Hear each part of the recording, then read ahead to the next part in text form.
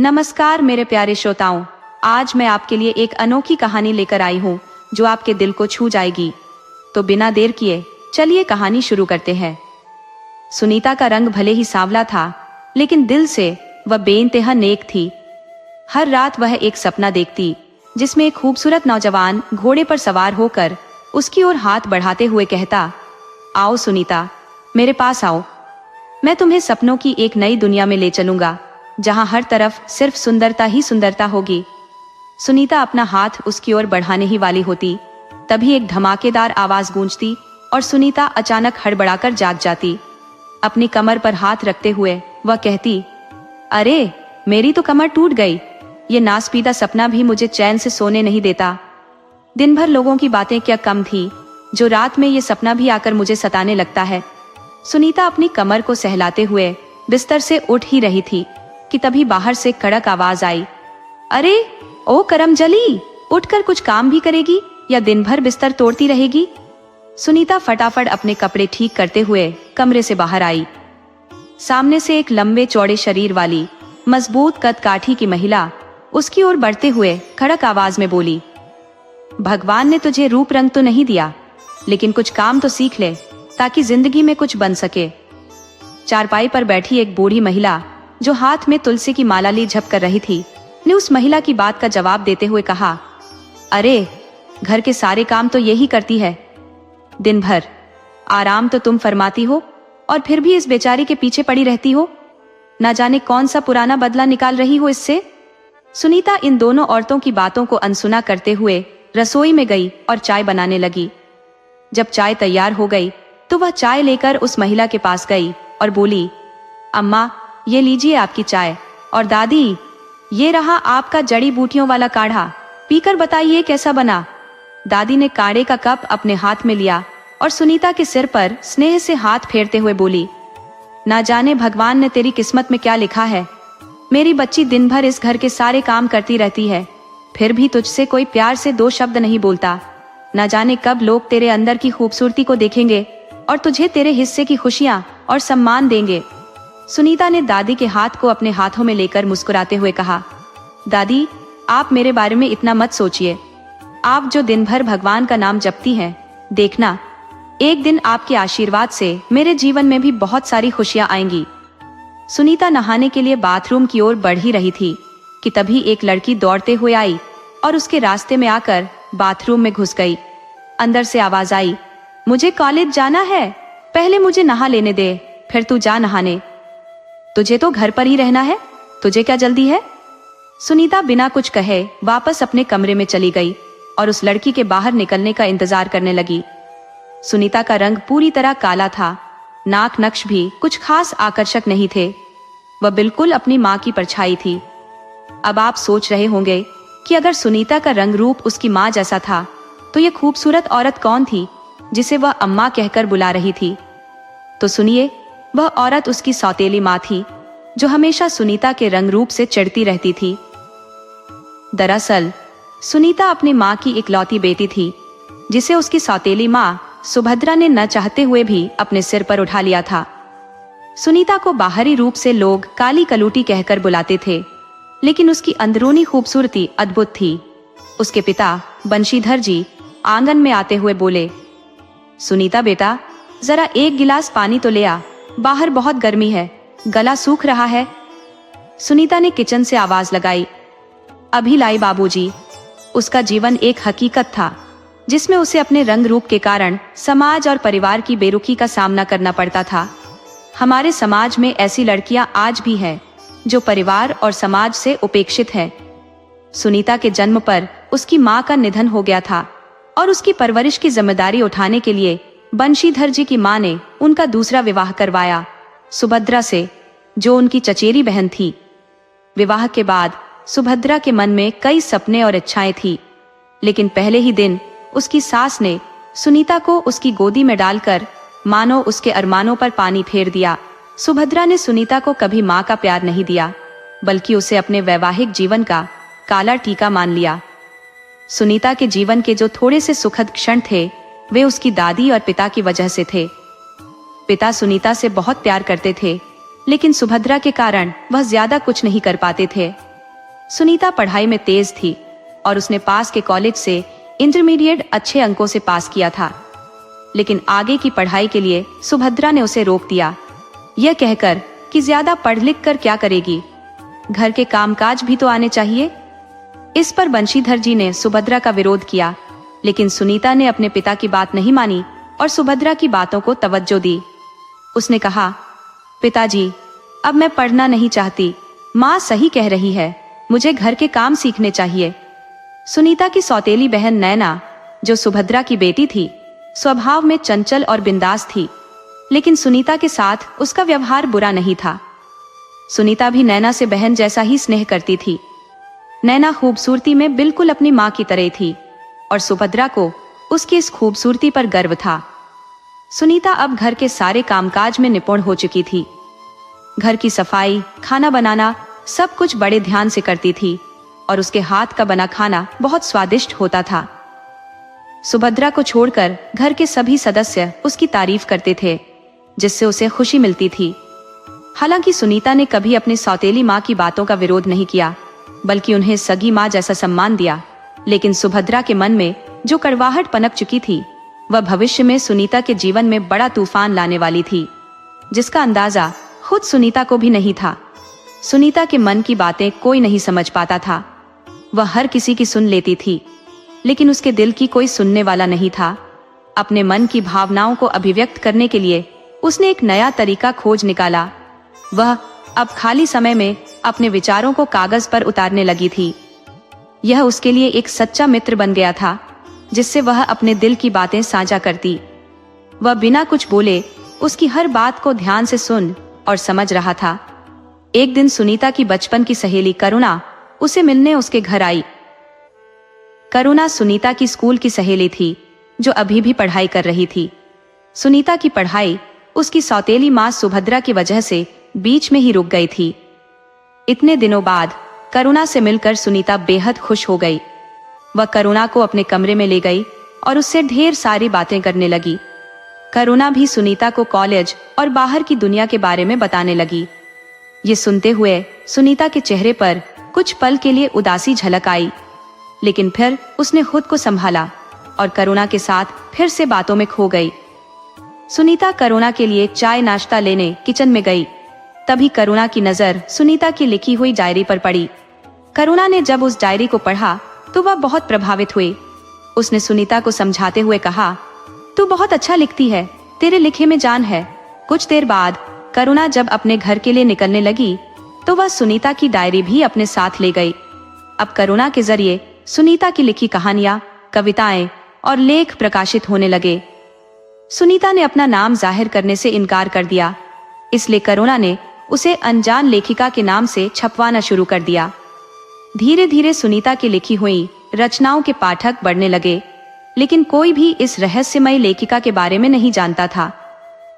सभी यही सोचते थे कि इतनी सुंदर कहानियां लिखने वाला आखिर है कौन। सुनीता की कहानियां लोगों में खूब लोकप्रिय हो गई।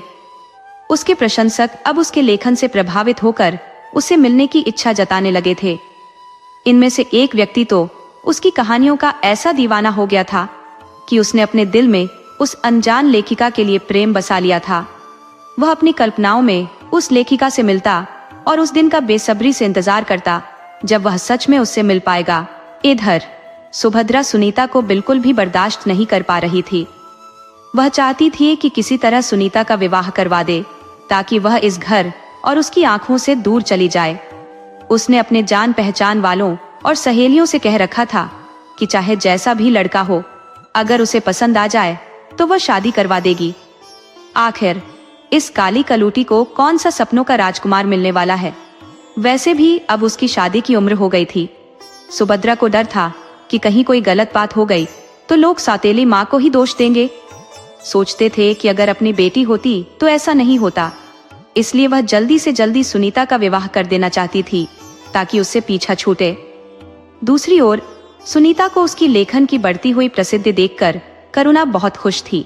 करुणा ने सुनीता को बताया कि लोग उसकी कहानियों के दीवाने हो रहे हैं और उसे अपने इस हुनर को कभी नहीं छोड़ना चाहिए। करुणा ने कहा, सुनीता, तू जो लिखती है वह दिल से आता है।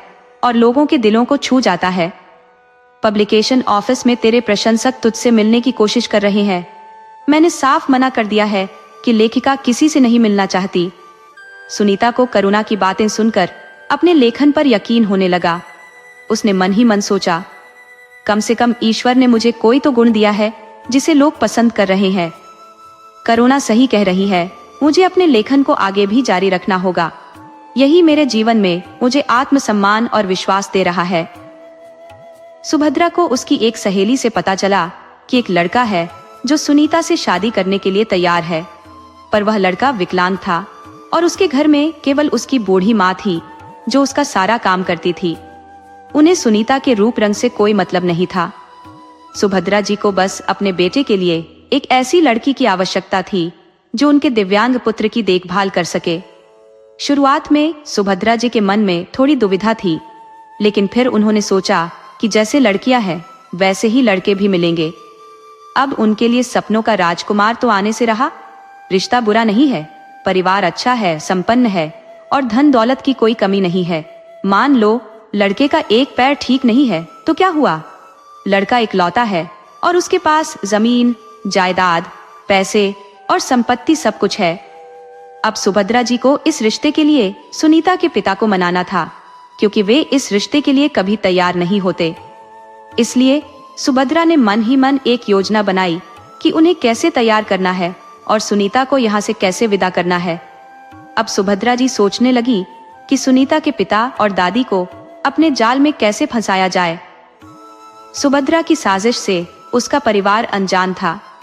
वह अंदर ही अंदर सारी तैयारियां कर रही थी और अपनी योजना को अंजाम देने की कोशिश में जुटी हुई थी। सबसे पहले उन्होंने सुनीता के प्रति अपना व्यवहार बदला और अब वह परिवार के सामने सुनीता से बड़े प्रेम से पेश आने लगी। इस अचानक बदलाव को देखकर दादी को कुछ अजीब लगा, लेकिन वे समझ नहीं पाई कि सुभद्रा में अचानक यह परिवर्तन कैसे आ गया। चाहे जो भी हो, सुभद्रा जी के इस बदलाव को देखकर परिवार के सभी सदस्य खुश थे, क्योंकि परिवार में शांति और खुशहाली आ गई थी। सुनीता के पिता बंशीधर जी की सुनीता को लेकर कई सपने और इच्छाएं थी, जिन्हें वह उसके विवाह में पूरा करना चाहते थे, लेकिन सुभद्रा ने उन्हें यह एहसास कराते हुए उनकी भावनाओं पर अंकुश लगाया कि हमारी बस एक ही बेटी है। समय बीत रहा था और एक दिन अचानक सुभद्रा ने सुनीता को तैयार होने के लिए कहा और परिवार के सभी सदस्यों को इकट्ठा करके बोली कि आज आप सभी लोग घर पर ही रहे, क्योंकि सुनीता को देखने के लिए उसकी सास आ रही है। लड़का किसी कारण से नहीं आ पाएगा, लेकिन उसकी सास की दिली इच्छा है कि वह सुनीता को देखे और उसे आशीर्वाद और उपहार दे। खास तौर से सुभद्रा जी ने अपनी सास को संबोधित करते हुए कहा, आज आप लोग देखिए कि मैंने कितना अच्छा घर और परिवार सुनीता के लिए ढूंढा है। आप लोगों को तो मुझ पर भरोसा ही नहीं था। हमेशा यही सुनती आई हूँ कि मैं सौतेली माँ हूँ और सुनीता का ध्यान नहीं रखती हूँ। सुनीता अपने कमरे में तैयार हो रही थी जब सुभद्रा अपने हाथ में एक साड़ी और कुछ जेवर लेकर उसके पास आई और बोली, सुनीता, आज तुम ये साड़ी और जेवर पहन लो। सुनीता ने अपनी माँ की बात मानकर वो साड़ी और जेवर पहन ली। भले ही सुभद्रा जी सुनीता की सौतेली माँ थी, लेकिन सुनीता ने कभी भी उनकी बातों का अनादर नहीं किया था। वह हमेशा उनकी बातों को चुपचाप मान लेती थी, क्योंकि वह नहीं चाहती थी कि उसकी वजह से परिवार में कोई कलह हो। थोड़ी देर में एक बड़ी सी गाड़ी बंशीधर जी के घर के बाहर आकर खड़ी हो गई। गली मोहल्ले के बच्चे दौड़ दौड़ कर गाड़ी को छू छू कर देखने लगे, क्योंकि उन्होंने अपनी गली में इतनी बड़ी गाड़ी पहली बार देखी थी। गाड़ी से एक महिला जो आभूषणों से सजी हुई और बड़े घर की लग रही थी, बाहर निकली। उनके बाहर निकलते ही सुभद्रा जी लपक कर उनके पास पहुंची और उन्हें सम्मान के साथ घर के अंदर ले आई। सुभद्रा जी ने उन्हें सोफे पर बैठाते हुए अपने परिवार से उनका परिचय करवाया और बताया, यह कल्याणी जी है, जिनका अपना खुद का बिजनेस है। उनके इकलौते बेटे सिद्धार्थ, जो बिजनेस के सिलसिले में बाहर गए हुए हैं, इसलिए नहीं आ पाए। थोड़ी देर में सुनीता चाय और नाश्ता लेकर उनके सामने हाजिर हो गई। कल्याणी जी ने सुनीता को पास बुलाया, उसे अपने पास बैठाया और प्यार से उसके सिर पर हाथ फेरते हुए आशीर्वाद दिया। कल्याणी जी के स्वभाव और उनके अपनेपन को देखकर बंशीधर जी और सुनीता की दादी को भरोसा हो गया कि सुभद्रा ने सुनीता के लिए अच्छा परिवार ढूंढा है। अब उन्हें यकीन हो गया कि किसी के चेहरे की खूबसूरती मायने नहीं रखती, बल्कि उसके अच्छे गुणों से उसका मूल्यांकन होता है। उनके मन को तसल्ली मिल गई कि चलो, अब तक सुनीता ने जिन दुखों का सामना किया है, आगे उसे यह सब झेलना नहीं पड़ेगा। अब वह अपने ससुराल में अपने पति और परिवार के साथ खुशी खुशी जीवन बिता सकेगी। उन्हें क्या पता था कि इस मामले में सुभद्रा ने सुनीता के साथ खेल खेला है। कल्याणी जी ढेर सारे उपहार और सुनीता को आशीर्वाद देकर विदा हो गई। कल्याणी जी के जाने के बाद वंशीधर ने सुनीता के सिर पर स्नेह से हाथ रखते हुए कहा, भगवान करे मेरी बच्ची को किसी की बुरी नजर न लगे और वो हमेशा अपने भावी परिवार के साथ सुखी रहे। सुभद्रा को अब यकीन हो चला था कि घर के लोग उसकी योजना से सहमत है, इसलिए वह जल्दी से जल्दी शादी की तारीख तय करवाकर सुनीता का विवाह संपन्न करना चाहती थी। वह तुरंत पंडित से मिलकर शुभ मुहूर्त निकलवाती है और शादी की तैयारियों में जुट जाती है।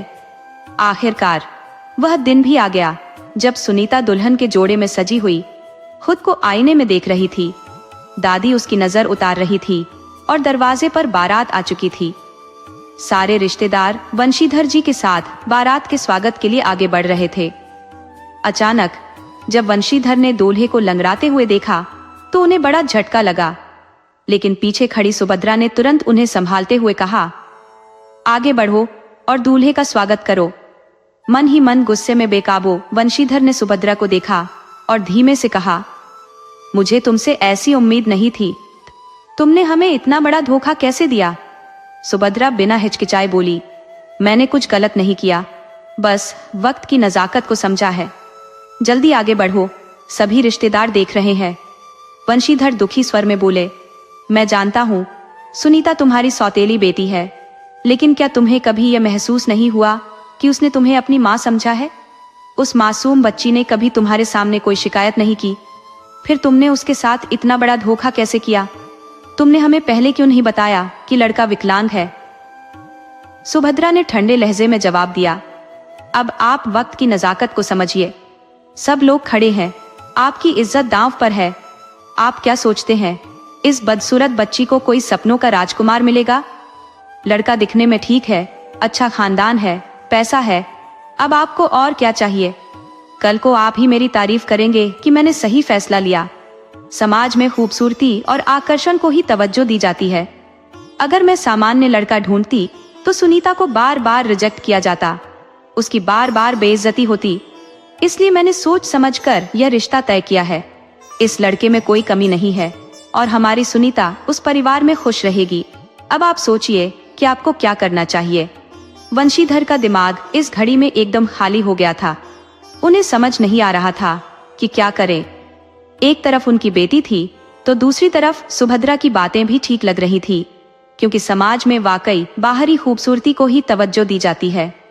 धीरे धीरे विवाह की सभी रस्में पूरी हो गई और विदाई का समय आ गया। सुनीता की आंखों में आंसू थे। वंशीधर ने उससे माफी मांगते हुए कहा, बेटी, अगर हो सके तो मुझे इस मजबूरी के लिए माफ कर देना। सुनीता ने अपने पिता का हाथ थामते हुए कहा, पिताजी, माफी मांगने की जरूरत नहीं है। आप बस अपना आशीर्वाद मेरे सिर पर रखें, मेरे भविष्य के जीवन के लिए मंगल कामनाएं करें, ताकि मैं अपने परिवार और पति के साथ सुखी रह सकूं। सुनीता के जीवन में बचपन से ही कठिनाइयां रही थी, लेकिन इन कठिन हालातों ने उसे मजबूत बना दिया था। वह जानती थी कि जो कुछ भी उसकी किस्मत में लिखा है वही उसे मिला है। ईश्वर के लिखे को कोई बदल नहीं सकता, इसलिए उसने इस रिश्ते के लिए किसी से कोई शिकायत नहीं की। उसे खुद पर भरोसा था और वह जानती थी कि उसे जो मिला है उसे अपने दृढ़ संकल्प और बुद्धिमत्ता से बेहतर बनाना है। शायद यही कारण था कि उसने सुभद्रा के सालों से चले आ रहे गलत व्यवहार को भी नजरअंदाज किया था। वह जानती थी कि बेवजह बहस करने से परिवार में कलह पैदा होता और घर की शांति भंग होती। सुनीता को भले ही ईश्वर ने रूप रंग नहीं दिया था, लेकिन उसमें गुणों की कोई कमी नहीं थी। विदाई का समय आ गया था। वह अपने पिता के गले लगकर रोई, फिर दादी से मिली और अंत में सुभद्रा के पास जाकर उनके पैर छूकर विदा ली। सुभद्रा भी जीवन भर की कड़वाहट को भूलते हुए सुनीता को गले लगाकर समझाने लगी, बिटिया, अब हमारे मान सम्मान की डोर तुम्हारे हाथ में है।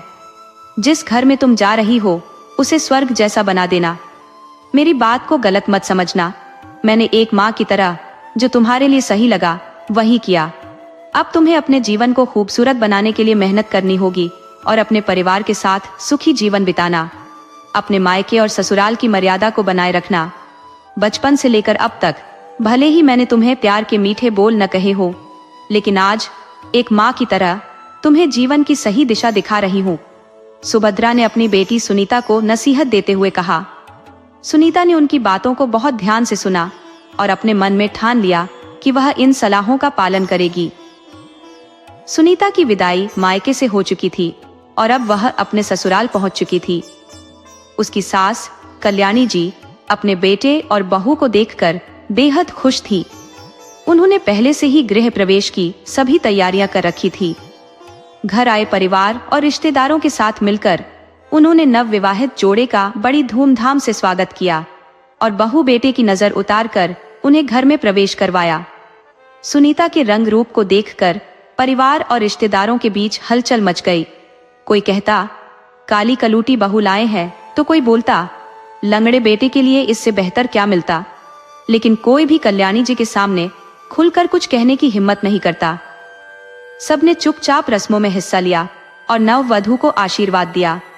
गृह प्रवेश के बाद कुछ और रस्में पूरी की गई, जिसके बाद कल्याणी जी ने सुनीता को उसके कमरे में आराम करने के लिए भिजवा दिया, क्योंकि थोड़ी देर बाद मुंह दिखाई की रस्म होनी थी। इसमें सुनीता को फिर कई घंटों तक बैठना पड़ता, इसलिए कल्याणी जी ने सोचा कि अगर वह थोड़ा आराम कर लेगी तो उसे कुछ राहत मिलेगी। मुंह दिखाई की रस्म में किसी ने सुनीता के रंग रूप की तारीफ तो नहीं की, लेकिन कल्याणी जी की उपस्थिति के कारण किसी ने उसके बारे में कुछ भला बुरा भी नहीं कहा। रस्में पूरी हो गई और शाम तक रिश्तेदारों ने कल्याणी जी को बहू के आगमन की बधाई देकर विदा ली। जब सुनीता अपने कमरे में थी तो उसके मन में नए जीवन के बारे में सोच विचार चल रहा था। तभी उसने दरवाजे पर किसी के कदमों की आहट सुनी। थोड़ी देर में एक परछाई दरवाजे के अंदर आई। सुनीता ने घबराकर पीछे देखा तो वो परछाई कोई और नहीं बल्कि उसका पति ऋषि था, जो अभी कमरे में प्रवेश कर रहा था। ऋषि को कमरे में आते देखकर सुनीता बिस्तर से उठकर एक तरफ खड़ी हो गई। थोड़ी देर बाद कल्याणी जी भी कमरे में आई, बहू के लिए दूध का ग्लास लेकर। उन्होंने प्यार से कहा, बेटा, तुम्हें किसी चीज की जरूरत हो तो मुझे बता देना। अब तुम दोनों आराम करो, कल सुबह हमें कुलदेवी के मंदिर के दर्शन करने जाना है। कल्याणी जी के चले जाने के बाद सुनीता वैसे ही शर्माई हुई खड़ी रही। इसे देखकर ऋषि ने कहा, आप घबराइए मत, हम दोनों एक दूसरे से अनजान नहीं है। इस रिश्ते में हमें एक दूसरे पर पूरा भरोसा रखना चाहिए, क्योंकि पति पत्नी का रिश्ता विश्वास पर ही टिका होता है। दिन भर की रस्मों से आप थक गई होंगी। कल सुबह हमें कुलदेवी के दर्शन के लिए लंबा सफर तय करना है, इसलिए आप निश्चिंत होकर सो जाएं। मैं भी दवा लेकर सो जाता हूँ। सुनीता ने ऋषि की बातों को ध्यान से सुना और उनके समझदार स्वभाव पर गर्व महसूस किया। थोड़ी देर में वे दोनों नीचे आ गए और सब लोग कुलदेवी के मंदिर के लिए निकल पड़े। रास्ते में कल्याणी जी ने सुनीता को समझाया कि मंदिर पहुंचकर उन्हें वहां स्थित कुंड में साथ में स्नान करना होगा और फिर मंदिर के अंदर शिवलिंग की विधिवत पूजा अर्चना करनी होगी। मंदिर का रास्ता लंबा था, इसलिए उन्हें बीच में कुछ जगहों पर रुकना पड़ा। आखिरकार शाम होते होते वे मंदिर पहुंच गए। रात को पूजा संभव नहीं थी, इसलिए होटल में ठहरने की व्यवस्था की गई। सुबह जल्दी उठकर सब लोग तैयार होकर मंदिर के लिए रवाना हो गए। कल्याणी जी ने मंदिर के पुरोहित से विचार विमर्श करते हुए सबसे पहले ऋषि और सुनीता को एक दूसरे का हाथ पकड़कर कुंड में स्नान करने के लिए कहा। स्नान के बाद दोनों पूजा स्थल पर पहुंच गए, जहां पर कल्याणी जी ने पुरोहित जी की मदद से पूजा की। सारी तैयारियां पूरी कर ली गई थी और पुरोहित ने पूजा शुरू कर दी थी। ऋषि पूरी श्रद्धा के साथ पूजा में लीन थे और सुनीता भी बराबर की भागीदार थी। पूजा समाप्त होने पर पुरोहित ने वर वधू को भगवान का आशीर्वाद लेने के लिए कहा। मंदिर में पूजा के बाद दोनों ने पुरोहित से आशीर्वाद लिया और फिर कल्याणी जी के चरणों में झुककर उनका आशीर्वाद लिया। कल्याणी जी ने अपने बहू बेटे की नजर उतारकर मंदिर में बैठे जरूरतमंद लोगों को दान दिया और बेटे के हाथों से कंबल भी बंटवाए। वो चाहती थी कि उनके बेटे बहू के जीवन की शुरुआत शुभ हो सबका आशीर्वाद मिले और उनका जीवन सदैव सुखी और हर्ष से भरा रहे। कुलदेवी की पूजा के पश्चात सुनीता अपने परिवार संग घर लौट आई। अगले दिन सुनीता की पहली रसोई थी, जिसके लिए वह सुबह से ही तैयारी में जुटी हुई थी। उसे अभी ससुराल में नए नए लोगों की पसंद नापसंद का ठीक से अंदाजा नहीं था, पर रात की बातचीत में उसने सास और पति की पसंद के बारे में कुछ बातें समझ ली थी। उन्हीं बातों के अनुसार वह कई प्रकार के पकवान बना रही थी। उसके बनाए व्यंजनों की खुशबू से पूरा घर महक रहा था। कल्याणी जी किचन में आई। सुनीता के सिर पर स्नेह से हाथ फेरते हुए बोली, तुम हमेशा इसी तरह मेरे घर में खुशियों की महक फैलाती रहो। सुनीता उनके चरण छूते हुए बोली, माँ आप बैठिए, खाना तैयार है, बताइए कैसा बना है। थोड़ी देर में ऋषि भी नीचे आए और बोले, माँ क्या बना रही हो, बड़ी अच्छी खुशबू आ रही है। कल्याणी जी ने मजाकिया अंदाज में कहा, मैं कुछ नहीं बना रही हूँ, आज तो तुम्हारी पत्नी के हाथों का स्वाद चखने के लिए बैठी हूँ। अब हम माँ के हाथ के खाने से तो बोर हो गए हैं, चलो अब बीवी का बनाया खाना खाकर देखो और बताओ कैसा बना है। आज मेरी बहू की पहली रसोई है, खाना खा लेने के बाद उसका इनाम तैयार रखना। ऋषि ने हंसते हुए कहा, माँ पहले क्यों नहीं बताया, मेरे पास अभी कुछ देने के लिए नहीं है, अगर पहले बताया होता तो कुछ ले आता। कल्याणी जी मुस्कुराते हुए बोली, कोई बात नहीं, ऑफिस से लौटते वक्त ले आना, लेकिन कुछ ना कुछ तो गिफ्ट देना ही होगा। सुनीता तो कुछ नहीं कहेगी, लेकिन यहाँ मैं तुम्हारी कंजूसी नहीं चलने दूंगी, याद रखना कुछ अच्छा लेकर आना। ऋषि के ऑफिस जाने के बाद कल्याणी जी अपने कमरे में आराम करने चली गई, लेकिन सुनीता को मायके की याद सताने लगी। उसका मन थोड़ा उदास हो गया था। हर लड़की के लिए उसका मायका प्रिय होता है और उसे छोड़ने का दुख हमेशा दिल में बना रहता है। सुनीता अपने कमरे को ठीक कर रही थी, तभी उसने पिताजी की आवाज सुनी और चौंक कर बाहर आई। वंशीधर जी और कल्याणी जी आपस में बातें कर रहे थे। अपने पिताजी को देखकर सुनीता खुद को रोक नहीं पाई और उनके पास जाकर चरण छूने लगी। वंशीधर जी ने उसे गले लगाते हुए कहा, बेटियां हमेशा माता पिता के दिल में रहती है और तुम तो मेरी वह बेटी हो जिसे मैं वो सुख नहीं दे सका जिसकी तुम हकदार हो। सुनीता ने तुरंत अपने पिताजी को रोकते हुए कहा, पिताजी आपने अपने सभी कर्तव्य निभाए हैं, आपके आशीर्वाद से मुझे इतना अच्छा परिवार और ससुराल मिला है, आप खुद को दोष मत दीजिए, मैं यहाँ बहुत खुश हूँ। वंशीधर जी सुनीता को पगफेरे के लिए लिवाने आए थे। उन्होंने कल्याणी जी से इजाजत मांगी तो उन्होंने हंसते हुए कहा, मैं भी सभी रस्मों का सम्मान करती हूँ, इसलिए मैं इस रस्म को कैसे रोक सकती हूँ। जितना अधिकार सुनीता पर इस घर का है उतना ही उसके मायके का भी है। लेकिन मैं एक बात कहूंगी, मैं सुनीता को ज्यादा दिनों तक मायके में नहीं छोड़ सकती, क्योंकि उसके आने से जो खुशियां मेरे घर आई है उनसे मैं दूर नहीं रह सकती। कल्याणी जी की ये बातें सुनकर वंशीधर जी की आंखें भर आईं। उन्होंने खुशी के आंसुओं को छिपाते हुए कहा, कोई भी पिता ये नहीं चाहेगा कि उसकी बेटी शादी के बाद मायके में पड़ी रहे, और मैं तो वो खुशकिस्मत पिता हूँ जो अपनी बेटी को खुश देखकर गर्व महसूस कर रहा हूँ। अब उस पर आपका हक मुझसे ज्यादा है, तुम जब चाहो उसे बुला सकती हो। कल्याणी जी ने सुनीता से कहा, फिर उसे पगफेरे के लिए जाने की अनुमति दी। सुनीता यह सुनकर खुशी से अपनी पैकिंग करने लगी। मायके जाने की तैयारी तो उसने कर ली थी, लेकिन कहीं न कहीं वह ऋषि के लौटने का इंतजार भी कर रही थी। वह चाहती थी कि वह ऋषि से मिलकर ही मायके जाए। शायद यह बात कल्याणी जी को भी समझ में आ गई थी, इसलिए उन्होंने सुनीता के पिता से कहा, आज ऋषि को भी आने दीजिए। वंशीधर जी को भी यह बात सही लगी और उन्होंने सोचा कि अगर वह रात में निकलते हैं तो घर पहुंचने में देर हो जाएगी, इसलिए सुबह निकलना ही बेहतर रहेगा। सुनीता के चेहरे पर खुशी की चमक लौट आई, क्योंकि अब उसे वह मिल जाएगा जो वह चाह रही थी।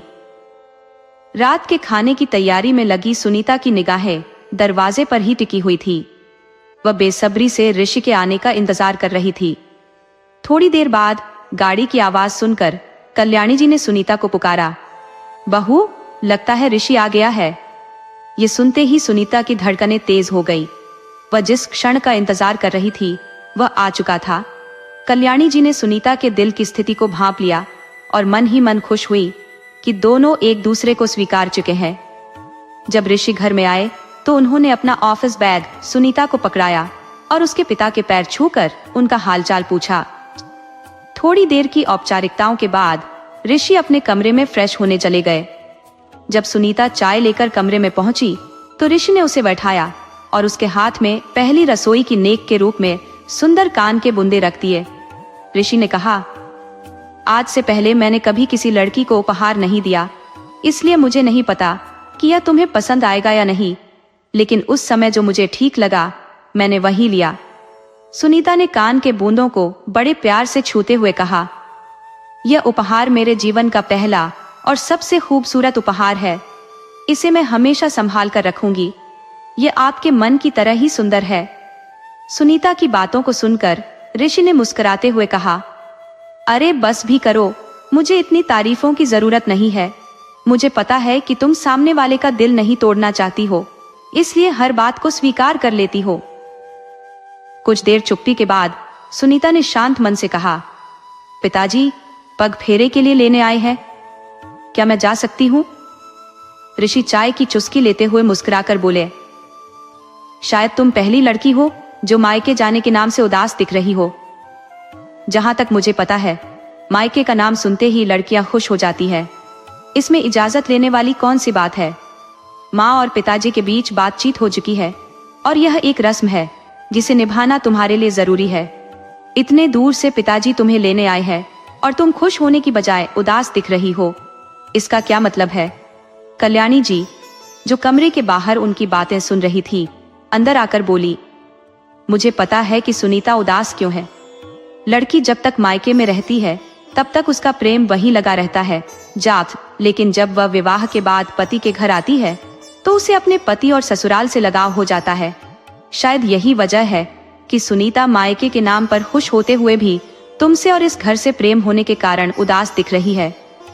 कल्याणी जी की बातें सुनकर ऋषि और सुनीता दोनों थोड़ा संकोच में पड़ गए, लेकिन कल्याणी जी ने माहौल को हल्का करते हुए हंसकर कहा, देखो भाई, मैं ऐसी ही हूँ। मुझे ललिता पवार जैसी सास बनने का कोई शौक नहीं है। मैं आज के जमाने की माँ हूँ, इस बात को ऋषि भी अच्छी तरह से जानता है। रही बात सुनीता की, तो उसे भी मेरी बेबाक बातें अच्छी लग रही होंगी। सुबह जब पिताजी के आने के बाद मैंने सुनीता के चेहरे पर खुशी देखी तो थोड़ी देर में वह खुशी उदासी में बदल गई। एक औरत होने के नाते मैं समझ सकती हूँ कि सुनीता क्यों उदास है। तुम्हारे चेहरे पर जो प्रेम मैं देख रही हूँ वह यह दिखाता है कि तुम दोनों एक दूसरे के बिना अधूरे हो सकता है तुम लोग इस बात को समझने में देर करो, लेकिन मुझे यह अच्छी तरह से समझ में आ गया है कि इस घर में मेरे अकेलेपन को दूर करने के लिए मुझे एक नन्हे मुन्ने की जरूरत है। कल्याणी जी की नॉन स्टॉप बातें सुनकर ऋषि ने मुस्कुराते हुए कहा, माँ, आप शुरू हो जाती हो और चुप होने का नाम ही नहीं लेती हो। कम से कम सामने वाले की दशा तो देख लिया कीजिए। मैं आपकी बिंदास और बेबाक बातों को समझता हूँ, इसलिए मुझे इससे कोई फर्क नहीं पड़ता, लेकिन जरा अपनी बहू के चेहरे की रंगत देखिए। आपकी बातों से सुनीता शायद हैरान है कि उसकी सास इतनी बिंदास बातें उसके सामने कर रही है। कल्याणी जी की बेबाक बातें सुनकर ऋषि थोड़ा चौंक गया। उन्होंने पहले सुनीता से मजाकिया लहजे में कहा, पहले तुम अपनी बहू को तो ठीक से जान लो माँ, फिर ये बातें करना। ये सुनकर सुनीता का चेहरा शर्म से लाल हो गया। कल्याणी जी ने मुस्कुराते हुए सुनीता का चेहरा ऊपर किया और हंसकर बोली, अब तुम ही बताओ, क्या मैंने कोई गलत मान रखी है? इस उम्र में क्या मुझे पोता पोती का सुख नहीं मिल सकता? मुझे तो बस तुम्हारे जैसी प्यारी मासूम पोती चाहिए। उनकी इन भावुक बातों को सुनकर सुनीता रो पड़ी और कल्याणी जी को गले लगा लिया।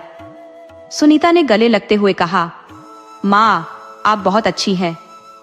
मैंने बचपन में अपनी माँ को खो दिया था, लेकिन आपको पाकर मुझे लगता है कि मेरी जिंदगी की सारी कमी पूरी हो गई। मैं बहुत खुशकिस्मत हूँ कि मुझे इतना प्यारा परिवार और आप जैसी माँ मिली। इसके बाद सुनीता ने कहा, अब आप लोग नीचे आइए, खाना तैयार है, मैं जा रही हूँ। सुनीता के जाते ही ऋषि ने अपनी माँ को गले लगाते हुए कहा, ओ माँ, आप तो जल्दी में है, अभी बहू को सही से घर दिखाया भी नहीं और पोते की मान भी रख दी। कल्याणी जी हंसते हुए बोली, अरे मैं सही कह रही हूँ, तुम्हारी ये लखनवी तहजीब, पहले आपके चक्कर में तुम बूढ़े हो जाओगे। मुझे लगा तुम्हारी गाड़ी मैं ही पटरी पर ला सकती हूँ। मैं देख सकती हूँ तुम्हारी आंखों में एक दूसरे के लिए अटूट प्रेम और विश्वास है, लेकिन पति पत्नी होते हुए भी तुम दोनों एक दूसरे से कहने में संकोच कर रहे हो। सुनीता की मायके जाने की खुशी में आज सुबह उसकी नींद जल्दी खुल गई थी। उसने जब सामने सोए ऋषि को देखा तो ना चाहते हुए भी उसकी नजर उनके चेहरे पर टिकी रह गई। सुनीता ने पहले कभी इस तरह से ऋषि को इतने पास से नहीं देखा था और आज वह उन्हें अपलक निहार रही थी। थोड़ी देर में ऋषि को महसूस हुआ कि कोई उन्हें देख रहा है। उन्होंने धीरे धीरे अपनी आंखें खोली और सुनीता को देखकर मुस्कुराते हुए पूछा, क्या बात है? आज हमारी धर्मपत्नी को हम पर बहुत प्यार आ रहा है। ऋषि के अचानक इस तरह से बोलने पर सुनीता को शर्मिंदगी महसूस हुई और वह सिर झुकाकर माफी मांगते हुए कमरे से बाहर जाने लगी। तभी ऋषि ने उसका हाथ पकड़कर उसे वापस बैठाया और हंसते हुए कहा, कभी कभी तुम और तुम्हारी बातें मुझे समझ नहीं आती। अरे भाई, तुम्हें पूरा हक है अपने पति को देखने का और मुझे हक है तुम्हें छेड़ने और परेशान करने का। मेरी नींद तो बहुत पहले ही खुल गई थी, लेकिन मैं भी तुम्हें महसूस करना चाहता था। अब तुम ही बताओ, पति पत्नी के रिश्ते में सॉरी और थैंक यू जैसे भारी भरकम शब्दों की क्या जरूरत है? तुमने तो मेरे छोटे से मजाक को भी दिल पर ले लिया। सुनीता के मायके जाने की तैयारी लगभग पूरी हो चुकी थी। आज ऋषि ने ऑफिस में फोन करके बता दिया कि उन्हें आने में देर होगी ताकि कुछ समय और रुक सके। तभी कल्याणी जी ने सुनीता को आवाज दी और उसे नीचे बुलाया। सुनीता जल्दी से ऋषि का हाथ छोड़कर नीचे भाग गई। ऋषि ने हंसते हुए कहा, मैडम, हमें तो इतनी देर से देख रही थी और जब हमारी बारी आई तो माँ का नाम लेकर भाग गई। कल्याणी जी ने ऋषि से कहा, जल्दी से तैयार होकर नीचे आओ। फिर उन्होंने ड्राइवर से गाड़ी निकालने को कहा और सारा सामान गाड़ी में रखवाने को बोल दिया ताकि वो सुनीता और उसके पिता को स्टेशन छोड़ सके। सुनीता को ससुराल आए अभी कुछ ही दिन हुए थे, लेकिन यहाँ का अपनापन और स्नेह पाकर उसका दिल हल्का हो गया था। वह जिस प्यार और सम्मान की तलाश में हमेशा रही थी, वह उसे ससुराल में मिल रहा था। उसने कभी सपने में भी नहीं सोचा था कि उसे ससुराल में इतना प्रेम मिलेगा, क्योंकि उसने हमेशा दूसरों से सुना था कि ससुराल एक जेल खाना होता है जहां बहुओं को कैदी की तरह रखा जाता है। सासें हिटलर जैसी होती हैं जो बहुओं का जीवन नर्क बना देती हैं। लेकिन अपनी सास और ससुराल को देखकर सुनीता को यह सब बातें सिर्फ अफवाहें लगने लगी। उसकी सास तो उसकी माँ से भी बढ़कर थी। उन्हें तो अपनी सास में एक माँ के साथ साथ एक सच्ची दोस्त भी मिल गई थी। बचपन से उपेक्षा और तिरस्कार में पली बड़ी सुनीता ने कभी भी अपने भविष्य को लेकर बड़ी उम्मीदें नहीं रखी थी, लेकिन भगवान की कृपा और बड़ों के आशीर्वाद से उसे एक खुशहाल जीवन और प्यार भरा ससुराल मिला। आज मायके जाने की खुशी के साथ साथ ससुराल छोड़ने का दुख भी उसके दिल में था। सुनीता जब अपने ख्यालों में खोई मायके पहुंची तो उसकी दादी ने उसे बड़े ही प्यार से स्वागत किया। दादी से मिलकर सुनीता के चेहरे पर मुस्कान खिल गई। दादी ने उसके ससुराल और नए परिवार के बारे में पूछताछ की। सुनीता ने हंसते हुए दादी को गले लगाया और बोली, दादी, आपके भगवान ने मेरे लिए बहुत ही बढ़िया सोचा था। उनके आशीर्वाद से मुझे बेहतरीन घर परिवार मिला है। मैं बहुत खुश हूँ। फिर सुनीता सुभद्रा जी के पास गई और उनके पैर छूकर आशीर्वाद लिया। सुभद्रा जी ने अपने अंदाज में आशीर्वाद देते हुए कहा, खुश रहो, और आगे बढ़ गई। लेकिन सुनीता के दिल में आज सुभद्रा जी के प्रति एक खास कृतज्ञता थी। वह आज उन्हें दिल से धन्यवाद कहना चाहती थी, क्योंकि उसकी खुशहाल जिंदगी में उनका बहुत बड़ा योगदान था। भले ही उन्होंने अपने हिसाब से एक लंगड़ा लड़का चुना था, लेकिन आज वही परिवार और वही पति उसे सुखी वैवाहिक जीवन का आनंद दे रहे थे।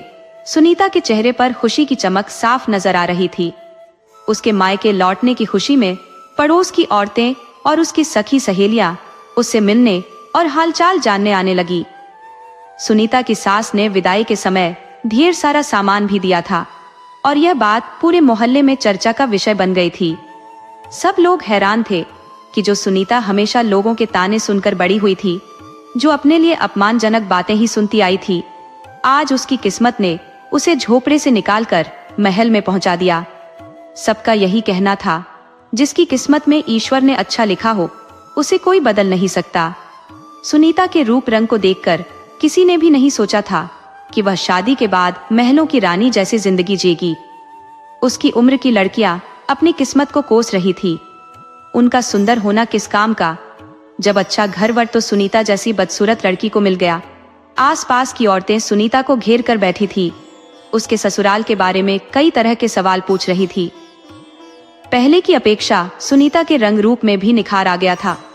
उसके नयन नक्श पहले से ही खूबसूरत थे, लेकिन अब रंग निखरने से वह और भी प्यारी लगने लगी थी। कॉलेज से लौटने के बाद उसकी छोटी बहन नैना, जो पहले उससे बात तक नहीं करती थी, दौड़कर उसके पास आई और गले लगकर बोली, दीदी आप तो बहुत प्यारी लग रही हो। चारों ओर से तारीफ सुनकर सुनीता को आज खुद पर गर्व महसूस हो रहा था। उसके जीवन में आए इस बदलाव का श्रेय उसके नए परिवार और ससुराल को जाता है। आज उसे भगवान की बनाई हर चीज से लगाव हो गया था। बार बार मन ही मन वह ईश्वर का धन्यवाद कर रही थी। दादी अपनी पोती की खुशी देखकर भीतर से बहुत प्रसन्न थी। आज उनके मन को शांति मिल गई थी। उनकी पोती, जो बचपन से सुख और प्यार के लिए तरसती रही, उसे ब्याह के बाद अच्छा परिवार और पति मिल गया था। अब वह चैन से मर सकती थी, क्योंकि अब उन्हें अपनी पोती के भविष्य की कोई चिंता नहीं थी। आस पड़ोस की सारी औरतें सुनीता से मिलकर अपने घरों को लौट गई। खाना खाकर सुनीता दादी के कमरे में उनके पास सोने के लिए आ गई। आज सुनीता बहुत खुश थी। उसके मन में बार बार ऋषि जी की यादें आ रही थी। वह बहुत चाह रही थी कि एक बार ऋषि जी से बात हो जाए। उधर ऋषि जी को भी ऑफिस में सुनीता की कमी महसूस हो रही थी। जब से सुनीता आई थी, उसने उनका बहुत सा काम संभाल लिया था और शाम को घर लौटते ही उनके लिए चाय बनाकर हंसते मुस्कुराते सामने हाजिर हो जाती थी। ऋषि जी ने फ्रेश होकर सुनीता के मोबाइल पर कॉल किया। सुनीता सोचने लगी कि आज का दिन उसके लिए कितना अच्छा है। जो भी वह सोच रही है, उसकी सभी इच्छाएं पूरी हो रही है। अभी उसने किसी से बात करने का सोचा ही था कि तुरंत फोन भी आ गया। दादी की नींद में खलल न हो, इसलिए सुनीता फोन लेकर छत पर चली गई। पहले तो ऋषि जी ने सुनीता के समय से पहुंचने और परिवार का हालचाल पूछा। थोड़ी औपचारिक बातचीत के बाद ऋषि जी ने कहा, सुनीता, मुझे तुम्हारी बहुत याद आ रही है। क्या तुम मुझे याद कर रही हो? ऋषि जी की बात सुनकर सुनीता का चेहरा शर्म से लाल हो गया। थोड़ी देर की बातचीत के बाद दोनों ने फोन रख दिया और सोने चले गए। ऋषि जी से बात कर लेने के बाद सुनीता का मन शांत हो गया था। अब वह निश्चिंत होकर गहरी नींद में सो गई। फाइलों की तलाश करते समय अचानक एक पुरानी डायरी नीचे गिर गई। उसे उठाकर ऋषि जी ने देखा और अपने हाथों में लेकर पढ़ने लगे। डायरी में उनकी मनपसंद लेखिका की कहानियों का संग्रह था, जिसे पढ़ते ही उनके मन में कई पुरानी यादें ताजा हो गई। फिर से वह उस अनजान लेखिका के लेखन में खो गए, जिसने कभी उनके दिल में अपनी जगह बना ली थी। ये लेखन उनके दिल को छू गया और वह देर तक उस दुनिया में खोए रहे। परंतु फिर उन्हें यह सोचकर उलझन होने लगी कि आखिर यह डायरी इस घर में कैसे आई और उनकी अलमारी में इसका क्या काम था। बहुत सोच विचार के बाद उन्होंने डायरी को वापस उसी स्थान पर रखा और ऑफिस के लिए निकल पड़े। लेकिन ऑफिस पहुंचकर भी उनका मन काम में नहीं लग रहा था। उनकी सोच डायरी पर अटकी हुई थी और मन में यह सवाल कौंध रहा था कि इस डायरी का सुनीता से क्या संबंध हो सकता है। वह सुनीता से इस बारे में पूछना तो चाहते थे, लेकिन यह सोचकर खुद को रोक लिया कि कैसे वह अपनी पत्नी से किसी और औरत की बात कर सकते हैं। अगर उन्होंने डायरी का जिक्र सुनीता से किया तो शायद उसे बुरा लग सकता है। इसीलिए उन्होंने इस विचार को अपने दिल में दबा लिया और ऑफिस के कामों में व्यस्त होने की कोशिश करने लगे। परंतु मन अब भी बेचैन था, क्योंकि डायरी का ख्याल बार बार उनके दिमाग में उमड़ रहा था। इसी बीच सुनीता को मायके गए 1 हफ्ता हो चुका था। कल्याणी जी अक्सर सुनीता से फोन पर बात करते हुए कहती कि उसके बिना घर सूना सूना लग रहा है। उनका मन नहीं लग रहा था और उन्होंने जल्द ही सुनीता की विदाई की बात करने का फैसला किया। सच तो ये है कि सुनीता भी अपने नए घर की बहुत याद कर रही थी। शाम को कल्याणी जी ने वंशीधर जी को फोन किया और सुनीता की विदाई की बात की। वंशीधर जी ने तुरंत सहमति दे दी।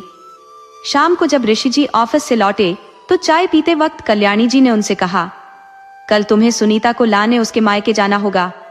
ये सुनते ही ऋषि जी के मन में सुनीता की वापसी की खुशी तो हुई, लेकिन उसी पल डायरी का ख्याल फिर से उनके मन में हलचल मचाने लगा। अगले दिन कल्याणी जी ने ऋषि को तैयार कर सुनीता को लाने के लिए उसके मायके भेज दिया। सुनीता अपने ससुराल में बेहद खुश थी और अब उसे बेसब्री से ऋषि का इंतजार था। उसे पता था कि ऋषि आज उसे लेने आने वाले हैं और इसी इंतजार में वह दरवाजे पर बार बार नजरें गड़ा रही थी। वंशीधर जी ने पिता होने के नाते विदाई के लिए सभी तैयारियां कर ली थी और अपनी हैसियत के अनुसार उन्होंने विदाई का पूरा सामान दिया। सुनीता के ससुराल की भव्यता देखकर वंशीधर जी को यह विश्वास हो गया था कि उनकी बेटी वहां पूरी तरह से संतुष्ट और खुश है, लेकिन पिता का फर्ज निभाते हुए उन्होंने कोई कसर नहीं छोड़ी। भले ही मुद्रा जी ने थोड़ी रोक टोक की हो, लेकिन वंशीधर जी ने अपनी जिम्मेदारी पूरी कर दी।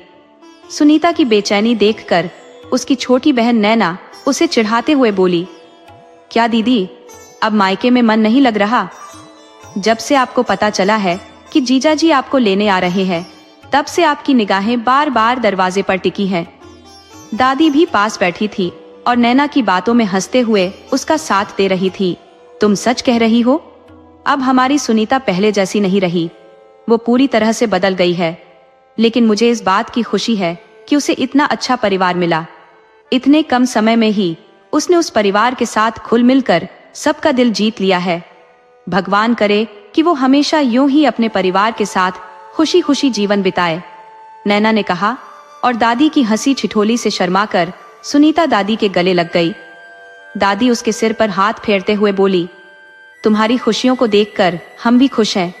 मेरी बच्ची, तेरी खुशियों को किसी की बुरी नजर न लगे, ये बूढ़ी माँ की दुआ है। जिस तरह अब तुम अपने परिवार के साथ रह रही हो, आगे भी यूं ही अपने पति और परिवार की इज्जत, मान सम्मान और ध्यान रखती रहना। अब वह घर भी तुम्हारा है। जब ऋषभ जी की गाड़ी आकर रुकी तो नैना लगभग दौड़ती हुई दादी के कमरे में जाकर बोली, दीदी, जीजा जी आ गए। ये सुनते ही सुनीता का दिल जोर से धड़कने लगा। उसे एक सुखद एहसास हुआ। ऋषभ जी घर के अंदर प्रवेश करते ही सभी बुजुर्गों के पैर छूकर आशीर्वाद लेने लगे। बंशीधर जी बोले, जमाई जी का जलपान तैयार किया जाए। मैंने एक के बाद एक नाश्ता लाकर ऋषभ जी के सामने रखा। जब ढेर सारा नाश्ता देखा तो ऋषभ जी हंसते हुए बोले, नैना, अब बस करो, इतना मैं नहीं खा सकता। तभी सुभद्रा जी कमरे में प्रवेश करती हुई बोली, दामाद जी का स्वागत तो होना ही चाहिए। ऋषभ जी ने मुस्कुराते हुए कहा, माँ जी, आपका स्वागत तो बहुत ही बढ़िया है। मैं तो नैना को बस इसलिए रोक रहा था कि मैं एक साथ इतना कुछ नहीं खा पाऊंगा।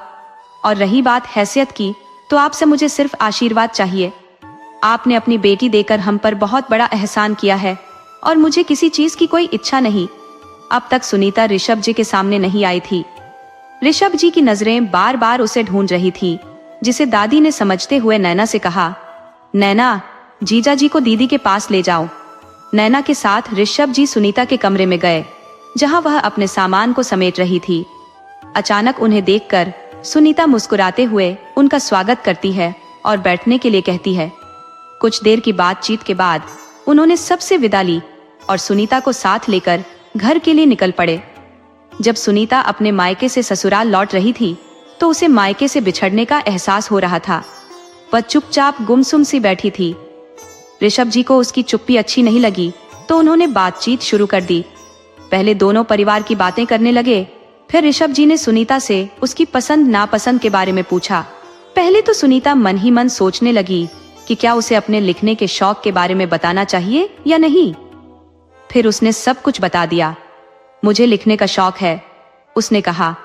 मैं नहीं चाहती थी कि अपने जीवन से जुड़ी कोई बात अपने पति से छुपाऊं। ये सुनकर ऋषभ जी थोड़े हैरान हुए, लेकिन फिर उन्हें यह जानकर अच्छा महसूस हुआ कि सुनीता को लिखने का शौक है।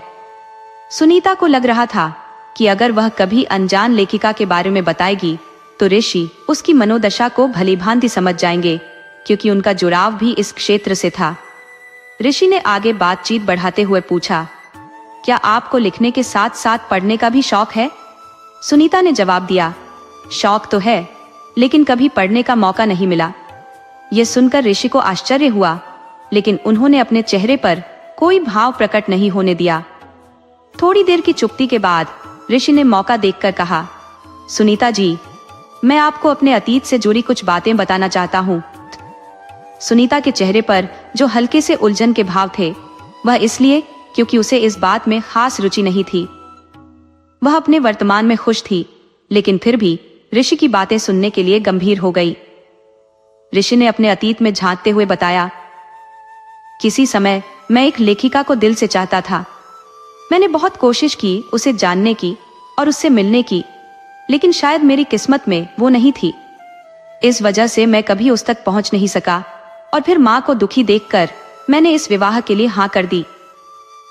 बातों ही बातों में कब दोनों घर पहुंचे पता ही नहीं चला। कल्याणी जी आरती का थाल लेकर दरवाजे पर खड़ी थी। सुनीता और ऋषि को दरवाजे पर खड़ा करके पहले उन्होंने आरती उतारी, फिर घर के अंदर आने का इशारा किया। सुनीता आज फिर से अपने घर लौटकर खुश थी, लेकिन उसके मन में वह बात घूम रही थी जो ऋषि ने गाड़ी में कही थी। वह सोच रही थी कि क्या ऋषि का पहला प्यार, जो उनकी शादी के बाद पीछे छूट गया, कहीं उनके रिश्ते पर असर तो नहीं डालेगा। इन उलझनों में खोई हुई सुनीता अपने कमरे को ठीक कर रही थी। शाम को जब ऋषि घर आए तो उनकी नजरें सुनीता को ढूंढ रही थी, लेकिन जब उन्होंने सुनीता को नहीं देखा तो सीधे कमरे की तरफ बढ़ गए। जैसे ही वह दरवाजे तक पहुंचे, उन्होंने सुनीता को किसी से फोन पर बात करते सुना। जब ऋषि ने अनजान लेखिका का नाम सुना तो वे दरवाजे के पास खड़े होकर सुनने लगे। सुनीता फोन पर कह रही थी, सब कुछ ठीक चल रहा था, लेकिन अब लगता है कि मैं ऋषि जी की अपराधी हूँ। उन्होंने किसी और से प्रेम किया था, लेकिन माँ की वजह से उनसे विवाह करना पड़ा। अब यह अपराध बोध जीवन भर मेरे साथ रहेगा, जिससे मेरे दाम्पत्य जीवन पर भी असर पड़ेगा। सुनीता की बातें सुनकर ऋषि को बुरा लगा कि उन्होंने अपने अतीत की बातें सुनीता को बताकर उसे दुखी कर दिया। ऋषि चुपचाप कमरे में दाखिल हुए। सुनीता ने फोन रख दिया और चाय बनाने के लिए किचन की ओर चली गई, क्योंकि यह उसका नियम था कि जब भी ऋषि ऑफिस से लौटते वह उनके लिए चाय बनाती थी। ऋषि को एहसास हुआ कि उन्हें अपने अतीत की बातों से सुनीता को दूर रखना चाहिए था। कोई भी पत्नी अपने पति से जुड़ी किसी दूसरी औरत के बारे में बात सुनना पसंद नहीं करती, चाहे वह अतीत ही क्यों ना हो। दोनों ही अंदर से एक दूसरे की बातों से आहत थे, भले ही वे इसका इजहार नहीं कर रहे थे। ऑफिस से लौटते वक्त ऋषि अपनी पसंदीदा लेखिका की कुछ किताबें अपने साथ ले आए थे। रात के खाने के बाद जब सुनीता कमरे में आई तो ऋषि ने उसे किताबें देते हुए कहा, मैं आपकी पसंद के बारे में नहीं जानता, लेकिन आपके लिए कुछ किताबें लाया हूँ। अगर कभी तुम्हें वक्त मिले और मन हो तो ये किताबें जरूर पढ़ना, ऋषि ने धीरे से कहा। ये मेरे जीवन की कुछ सबसे पसंदीदा किताबें हैं, जिन्होंने हर मुश्किल घड़ी में मुझे रास्ता दिखाया है। जब जब मुझे जीवन में कठिनाइयों का सामना करना पड़ा, इन किताबों ने मुझे हिम्मत दी। शायद ये तुम्हारे भी काम आ सके। सुनीता ने बिना कुछ बोले किताबें उठाकर पास रखी टेबल पर रख दी और धीरे से बोली, अब बहुत देर हो गई है, हमें सो जाना चाहिए। रही बात इन किताबों की, तो मैं इन्हें कल फुर्सत में पढ़ लूंगी। अगली सुबह सुनीता रोज की तरह अपनी दिनचर्या में लग गई। पूजा पाठ करने के बाद उसने नाश्ता तैयार किया और ऋषि का लंच बॉक्स पैक कर दिया। ऋषि ने बिना कुछ बोले नाश्ता किया और चुपचाप लंच बॉक्स लेकर ऑफिस के लिए निकल गए। दोपहर के भोजन की तैयारी के बाद जब सुनीता को थोड़ा समय मिला तो उसे ऋषि की दी हुई किताबें याद आईं। वह कमरे में गई और किताबें उठाकर देखने लगी। अरे, यह क्या? उसने आश्चर्यचकित होकर कहा। ये किताबें उसकी खुद की लिखी हुई थी। उसने अपनी आंखों पर यकीन नहीं किया। ये वही किताबें थीं जिनके लेखन की तारीफ ऋषि करते थे। जो लेखिका ऋषि को इतनी प्रिय थी वह और कोई नहीं बल्कि खुद सुनीता थी। उसके अंदर एक खुशी की लहर दौड़ गई। उसने किताबों के पन्नों को पलटते हुए सोचा कि किस्मत ने उसके साथ कैसा खेल खेला है। जिस किस्मत को वह हमेशा कोसती रही थी, उसी ने उसे एक ऐसा ससुराल और पति दिया जो उसे दिल से चाहते थे।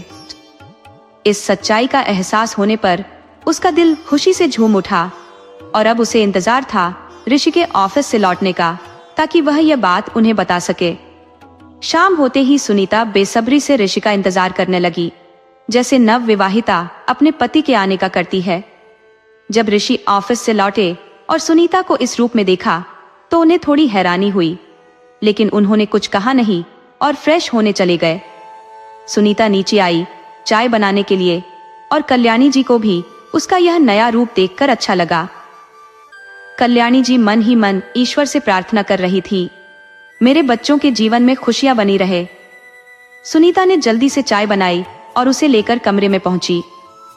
चाय का प्याला ऋषि को थमाते हुए हल्की सी मुस्कान के साथ उसने कहा, मुझे आपसे एक बात कहनी है, जिसे आप इतने समय से ढूंढ रहे थे वह मुझे मिल गई है।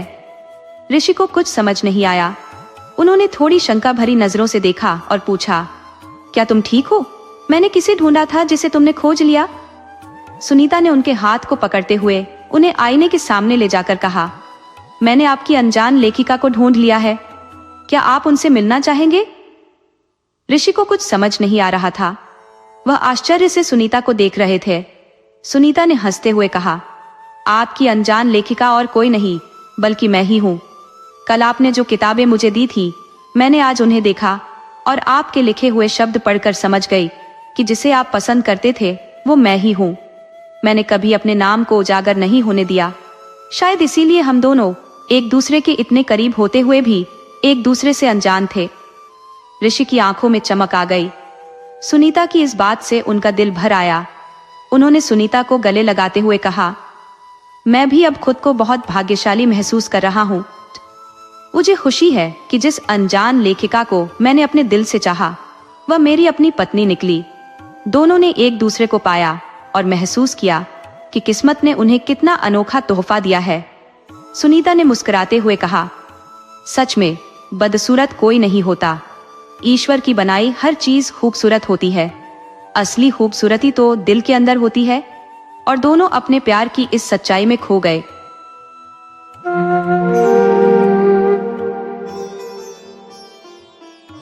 श्री राधे राधे दोस्तों, आज हम आपको सुनवाएंगे एक सेठ के दो बेटों की कहानी।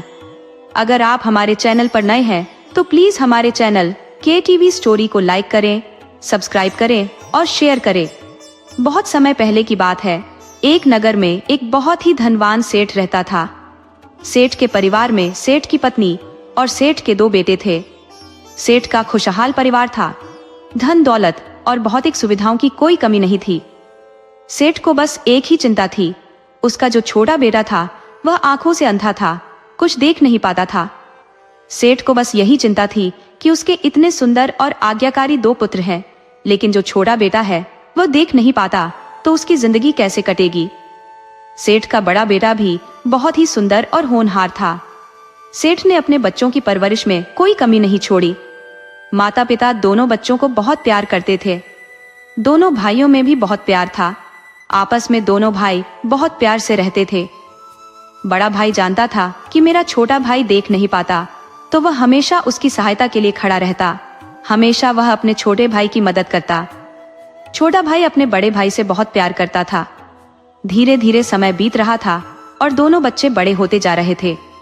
सेठ का जो बड़ा बेटा था वह पढ़ लिख कर बहुत ही कामयाब व्यापारी बन गया, और छोटा बेटा क्योंकि आंखों से अंधा था इसलिए वह कामयाब नहीं हो सका और अपने माँ बाप के ऊपर आश्रित था। लेकिन छोटे बेटे के पास सरस्वती का वास था। वह भक्ति भावना और भगवान की भक्ति में लीन रहता था।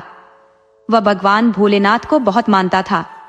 गांव में जो मंदिर था उस मंदिर पर जाता और वहां पर भजन कीर्तन और भगवान की कथा आरती करता था। लोग उसके भजनों में इतनी मिठास भरी बातें सुनते, उसकी कथा और भजनों में खो जाते थे। इतना मीठा वह गाता था। अब धीरे धीरे समय बीत रहा था और सेठानी बीमार रहने लगी। उसकी बीमारी धीरे धीरे बढ़ रही थी। उसे अपने बेटों की बड़ी चिंता थी कि मेरे बच्चों का क्या होगा। उसने सेठ से कहा, अब दोनों बच्चे जवान हो रहे हैं। मेरे पास वक्त का कुछ पता नहीं है कि कब भगवान के घर से बुलावा आ जाए, और क्योंकि मैं बीमार रहती हूँ इसलिए आप बड़े बेटे की शादी कर लो, ताकि बहू घर में आ जाएगी तो घर गृहस्थी को संभाल लेगी। सेठ को अपनी पत्नी की बात झंझ गई। उसने अपने बड़े बेटे के लिए रिश्ते तलाशने शुरू कर दिए और एक लड़की पसंद आ गई और उससे अपने बड़े बेटे का विवाह कर दिया। बड़ी बहू घर में आ गई। सेठानी अब निश्चिंत थी कि बड़ी बहू सबका बहुत ख्याल रखती थी। समय से खाना बनाती, झाड़ू पोछा, बर्तन साफ करती, सेवा करती थी। क्योंकि सेठानी बीमार थी, सास को अब लगने लगा कि अब मैं निश्चिंत होकर मर सकती हूँ। अगर भगवान के घर से बुलावा भी हुआ तो मुझे अपने बच्चों की चिंता नहीं रहेगी। और एक दिन सेठानी का स्वर्गवास हो गया। सेठ अकेला रह गया। सेठ को अपनी पत्नी के बिना बड़ा अकेलापन महसूस होता था। उसने अपनी बहू को समझाया, बेटी, मेरे 2 बेटे हैं। बड़ा बेटा तो तुम्हारा पति है, लेकिन जो छोटा बेटा है उसका भी ख्याल रखना, जो बहुत ही सीधा साधा है। लेकिन बहू को छोटा बेटा बिल्कुल पसंद नहीं था, क्योंकि वह अंधा था। वह मन में सोचती थी कि इसके कारण मुझे अपने मायके में बड़ा शर्मिंदा होना पड़ता है कि इसका देवर अंधा है। लेकिन वह सेठ के जीवित रहते हुए कुछ नहीं कह पाती थी, क्योंकि जो भी लेन देन, धन दौलत का हिसाब किताब सब सेठ के हाथों में था, इसलिए वह चुपचाप रहती थी। लेकिन वह मन ही मन छोटे बेटे को पसंद नहीं करती थी। अब समय बीत रहा था। सेठ बीमार रहने लगा। उसने अपने बेटे को अपने पास बुलाया और बड़े बेटे से कहा, बेटा, मेरा भी समय का कोई पता नहीं है। तुम मुझसे वादा करो कि मेरे मरने के बाद तुम अपने भाई का ख्याल रखोगे, क्योंकि तुम्हारे अलावा इस दुनिया में उसका कोई नहीं है। वह बेचारा आंखों से लाचार है, दुनिया को नहीं देख सकता, इसलिए वह तुम पर निर्भर है।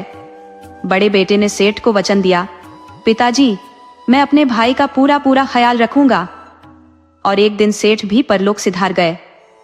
अब जो छोटा बेटा था वह नितांत अकेला हो गया, परंतु उसका बड़ा भाई उसे बहुत प्यार करता था। खाने पीने की पूछता, अपनी पत्नी से कहता कि मेरे भाई के लिए हर चीज का ख्याल रखे। लेकिन उसकी पत्नी को किसी का डर नहीं था। अब वह काम करती और जो देवर था उसको तरह तरह के ताने मारती। यह अंधा मेरी छाती पर पटक दिया, इसको मैं कब तक बर्दाश्त करूंगी। पति के सामने तो वह कुछ नहीं बोलती, लेकिन पीछे वह अपने देवर को बड़े बड़े ताने मारती। देवर भी चुपचाप सुनता, लेकिन वह कभी अपने भाई को नहीं बोलता था। वह सोचता था कि अगर मैं भाई को बोलूंगा तो मेरा भाई समझेगा कि मेरी पत्नी सेवा नहीं करती। मेरा भाई मेरी पत्नी पर लांछन लगा रहा है, इसलिए वह कुछ नहीं बोलता, चुपचाप सुनता। जब उसका भाई काम पर जाने के लिए तैयार होता तो वह अपने भाई से कहता, भैया, मुझे मंदिर में छोड़ जाना। उसका भाई अपने भाई को मंदिर में छोड़ जाता ताकि उसका भी समय कट जाए। अब वह अंधा व्यक्ति मंदिर में जाता, पूजा, कथा, आरती करता। आसपास के लोग इकट्ठा हो जाते। उसके भजनों में इतना दर्द और इतनी मिठास होती थी कि स्वयं भगवान भी सुनने के लिए आ जाते थे। लोग उसे बड़े आदर से देखते थे, लेकिन घर में भाभी को यह सब पसंद नहीं था। वह अपने पति को सिखाना शुरू कर दिया, इसका हम क्या करेंगे? सारा दिन तो खाता रहता है, करता कुछ नहीं है। इसके चक्कर में मैं सारा दिन लगी रहती हूँ। उसका पति कहता, कोई बात नहीं, मेरा भाई अंधा है तो मैं क्या करूं? इसकी जिम्मेदारी अब हमारी है। लेकिन उसकी पत्नी उसकी एक नहीं सुनती थी। धीरे धीरे अब वह पति के आगे भी अपने देवर को डांटने लगती, ताना देने लगती। पति उसको बहुत समझाता तो वह अपने पति से कहती, मैं अपने पीहर चली जाऊंगी या मैं फांसी लगाकर मर जाऊंगी। अब पति का भी दिमाग खराब हो जाता। वह बेचारा क्या करता, हार थक कर अपने काम पर चला जाता। घर आता तो फिर वही चिक चिक शुरू हो जाती। अब जो छोटा भाई था वो सब समझता था। भाभी के मन में था कि इसको घर से निकाल दो, इसका जो हिस्सा है वह भी हमारे लिए रह जाएगा, सारी प्रॉपर्टी पर हमारा अधिकार रहेगा। इस अंधे का कुछ पता नहीं, कहीं मंदिर वगैरह के लिए दान कर दे अपना हिस्सा तो हम तो ऐसे ही रह जाएंगे। इसलिए समय से पहले ही मुझे कुछ कदम उठाना होगा। अब समय बीत रहा था। भाभी प्रेग्नेंट हो गई। जब उसके पेट में बच्चा था तो एक दिन उसने अपने देवर से कहा, तुम यह घर छोड़कर चले जाओ, नहीं तो मेरे होने वाले बच्चे पर भी तुम्हारा असर होगा। अगर वह अंधा हो गया तो मैं किसको क्या मुंह दिखाऊंगी? मेरी तो सारी जिंदगी खराब हो जाएगी। ये बात छोटे भाई को लग गई। जब उसका भाई आया तो उसने अपनी पत्नी को बहुत डांटा तो वह कहने लगी, मैं कुएं में गिरकर मर जाऊंगी, अपने होने वाले बच्चे की भी हत्या कर दूंगी। इस पर अंधा देवर कहने लगा, नहीं भाभी, तुम्हें कहीं जाने की जरूरत नहीं है, तुम घर में रहो, मैं जंगल में चला जाऊंगा। उसने अपने भाई से कहा, भैया तुम मुझे जंगल में छोड़ दो, मैं वहां कुटिया में रह लूंगा। तब उसकी भाभी कहने लगी, मंदिर पर रहकर क्या हमारी नाक कटवाओगे? गांव के लोग तो यही कहेंगे कि हमने इसे रखने से मना कर दिया। तब अंधा भाई कहने लगा, भैया तुम मुझे गांव से दूर थोड़ा जंगल है उसमें मुझे छोड़ दो, मैं जंगल में कुटिया में रह लूंगा। तब उसका भाई अपने भाई के गले मिलकर रोने लगा, कहने लगा, मरते समय मैंने बाबूजी को वचन दिया था, मैं तुझे कैसे छोड़ दूं, मेरे सिवा तेरा कौन है।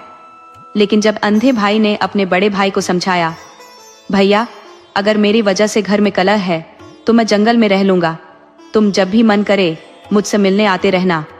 तो उसके भाई ने कहा, ठीक है, मैं तुझे जंगल में छोड़ दूंगा, लेकिन तेरी कुटिया भी बनवा दूंगा, पीने के लिए कुआं भी खुदवा दूंगा, तेरी सब जरूरतों की पूर्ति करवा दूंगा, लेकिन खाना मैं रोज अपने घर से भिजवाऊंगा। इस पर दोनों भाइयों ने सहमति जताई और बड़ा भाई छोटे भाई को लेकर जंगल में चला गया। जंगल में जाकर एक अच्छी सी जगह देखकर उसने उसके लिए कुटिया बनाई। वहीं पर उसने एक छोटा सा मंदिर बना दिया और उसके लिए जो भी सुख सुविधाएं थी, जो उसे जरूरत थी, उन सब चीजों की व्यवस्था कर दी। अब खाना रोज दोनों टाइम सेठ का नौकर उसके लिए लेकर जाता था। अब जंगल में तो मंगल था। वह अंधा लड़का इतना अच्छा गाता था, इतनी अच्छी कथा करता था कि जंगल के देवता स्वयं महादेव, पार्वती सामान्य मनुष्य का रूप धारण करके उसकी कथा सुनने आने लगे। उसका मन रम गया। वैसे भी वह भोलेनाथ की भक्ति में लीन रहता था। एक दिन नौकर खाना देने गया तो देखा कि अंधा लड़का कथा कर रहा है और उसके पास लोगों की भीड़ बैठी है। नौकर भी उसकी कथा सुनता था, उसे भी बड़ा आनंद आता था। एक दिन उसका भाई कहने लगा, मेरे भाई के क्या हाल है? तो नौकर कहने लगा, भैया आपके छोटे भाई तो बड़े मजे में रहते हैं, पता नहीं कहां कहां से लोग आते हैं उनकी कथा सुनने के लिए, उन्हें तो बिल्कुल समय नहीं होता और वे बड़े मस्त रहते हैं। ये सुनकर उसके भाई को मिला कि चलो भाई खुश है। कभी कभी वह जाकर अपने भाई से मिलता, लेकिन उसकी पत्नी को यह बिल्कुल बर्दाश्त नहीं था कि उसका देवर जंगल में भी मजे से रह रहा है।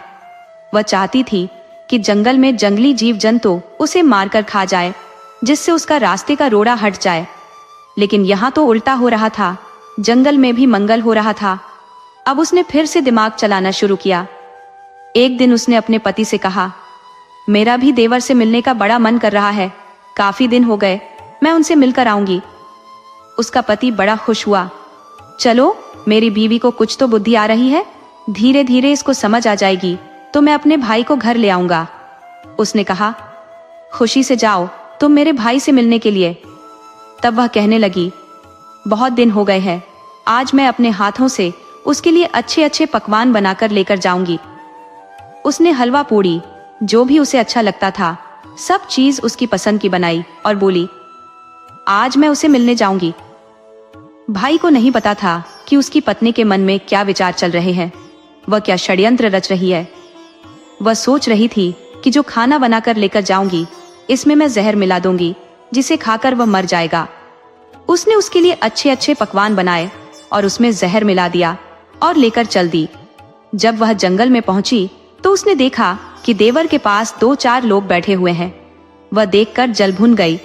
बड़े आराम से इसकी जिंदगी बीत रही है, लेकिन उसने कुछ नहीं होने दिया। वह कहने लगी, देवर जी, आज मैं तुम्हारे लिए पकवान बनाकर लाई हूँ, बहुत दिन हो गए, इसीलिए मैंने सोचा कि आज मैं आपसे मिलती चलूं, मेरा बड़ा मन कर रहा था। देवर बड़ा खुश हुआ और सोचने लगा कि मेरी भाभी मुझे मिलने आई है। उसने उसके चरण छुए और बड़े प्यार से उसके पास बैठ गया। तब वह कहने लगी, आज मैं तुम्हें अपने हाथों से खाना खिलाऊंगी।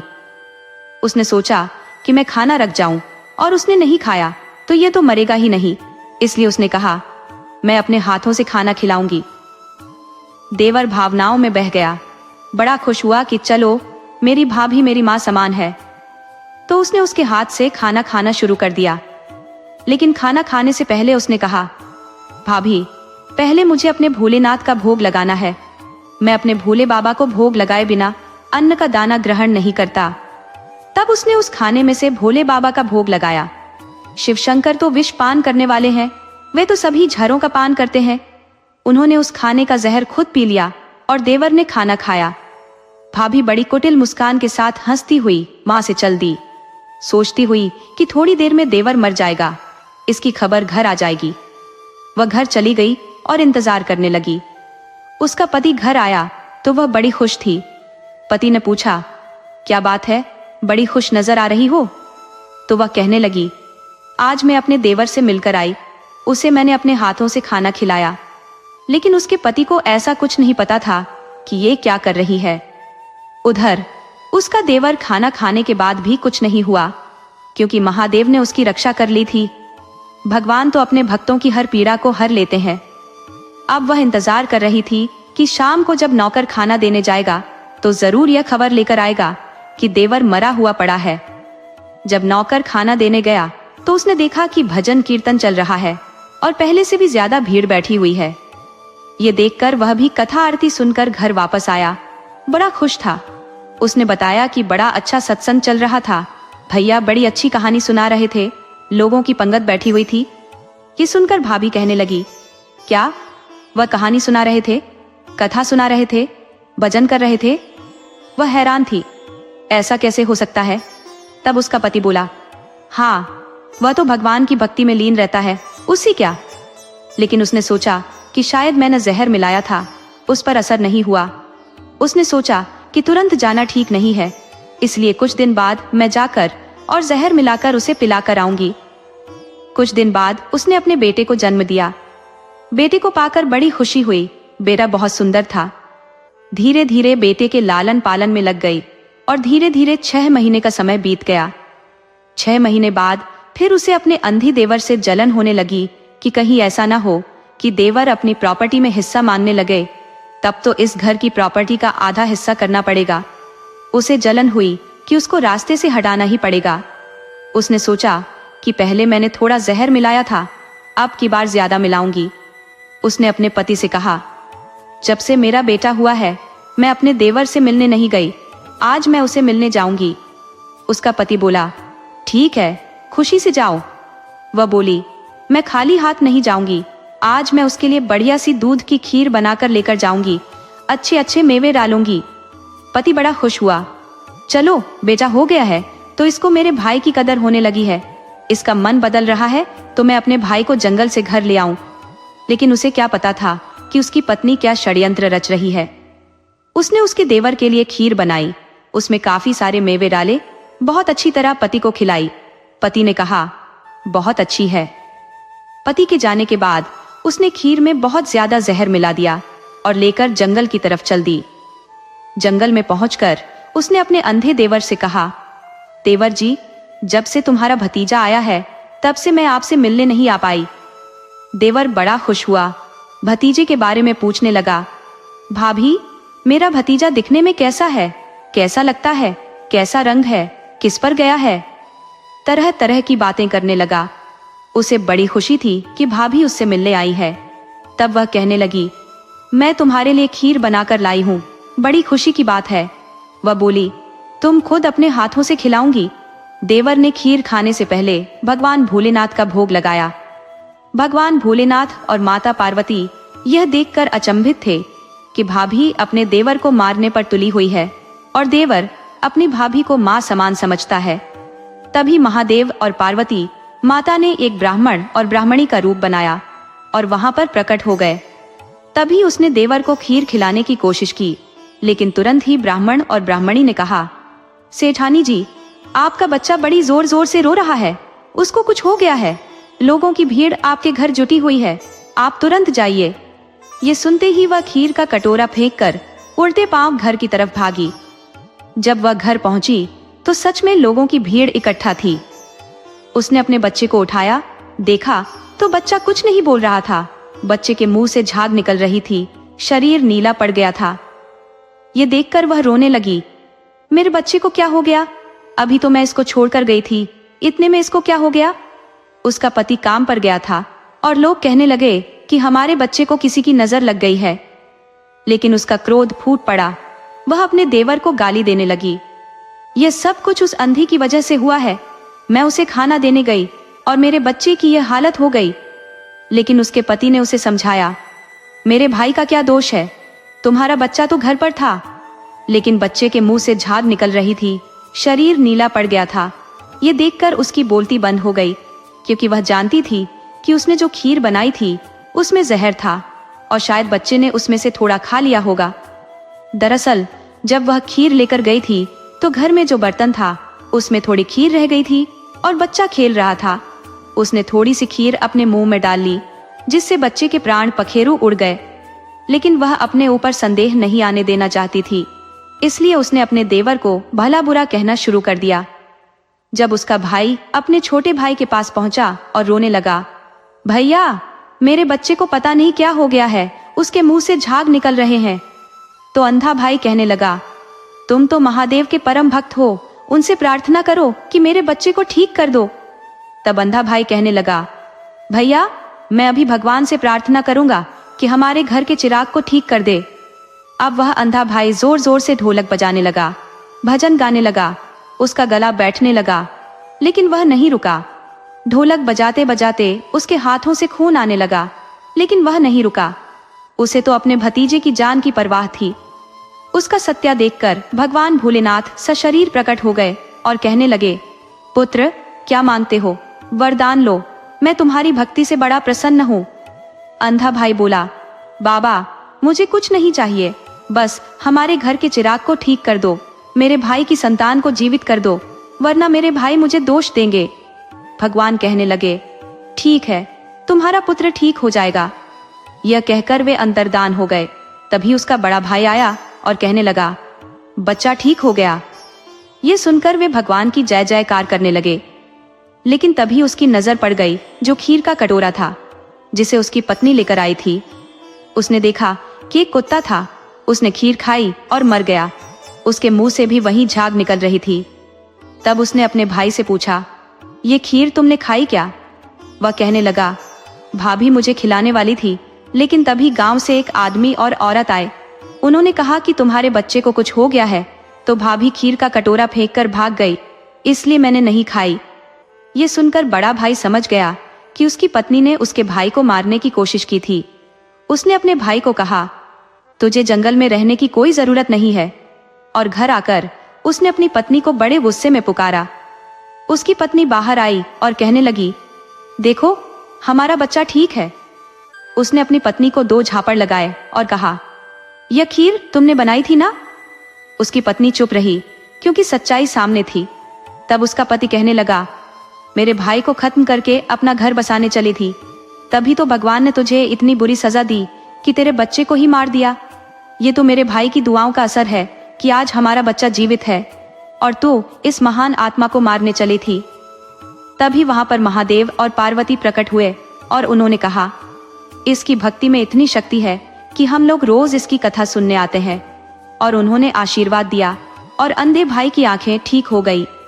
अब उसकी भाभी महादेव से क्षमा याचना करने लगी।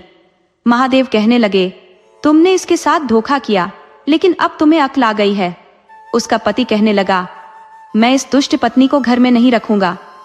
लेकिन अंधा भाई, जिसकी अब आंखें ठीक हो गई थी, कहने लगा, भैया यह हमारे घर की इज्जत है, हमारी लक्ष्मी है, मेरी माँ के समान है। उसने अपनी भाभी को माफ कर दिया। उसके बाद सब लोग सुखपूर्वक उस घर में रहने लगे। कुछ दिनों बाद अंधे भाई, जो अब देख सकता था, उसका विवाह एक अच्छी लड़की से कर दिया गया। अब उनके दिन बड़े मजे से गुजर रहे थे। हे भोलेनाथ, जैसे तुमने उस अंधे लड़के पर दया की, वैसे ही सब पर दया करना। जो यह कथा कह रहे हैं और जो यह कथा सुन रहे हैं, उनकी सभी मनोकामनाएं पूरी करना, सबके बच्चों की रक्षा करना। बोलो हर हर महादेव, राधे राधे।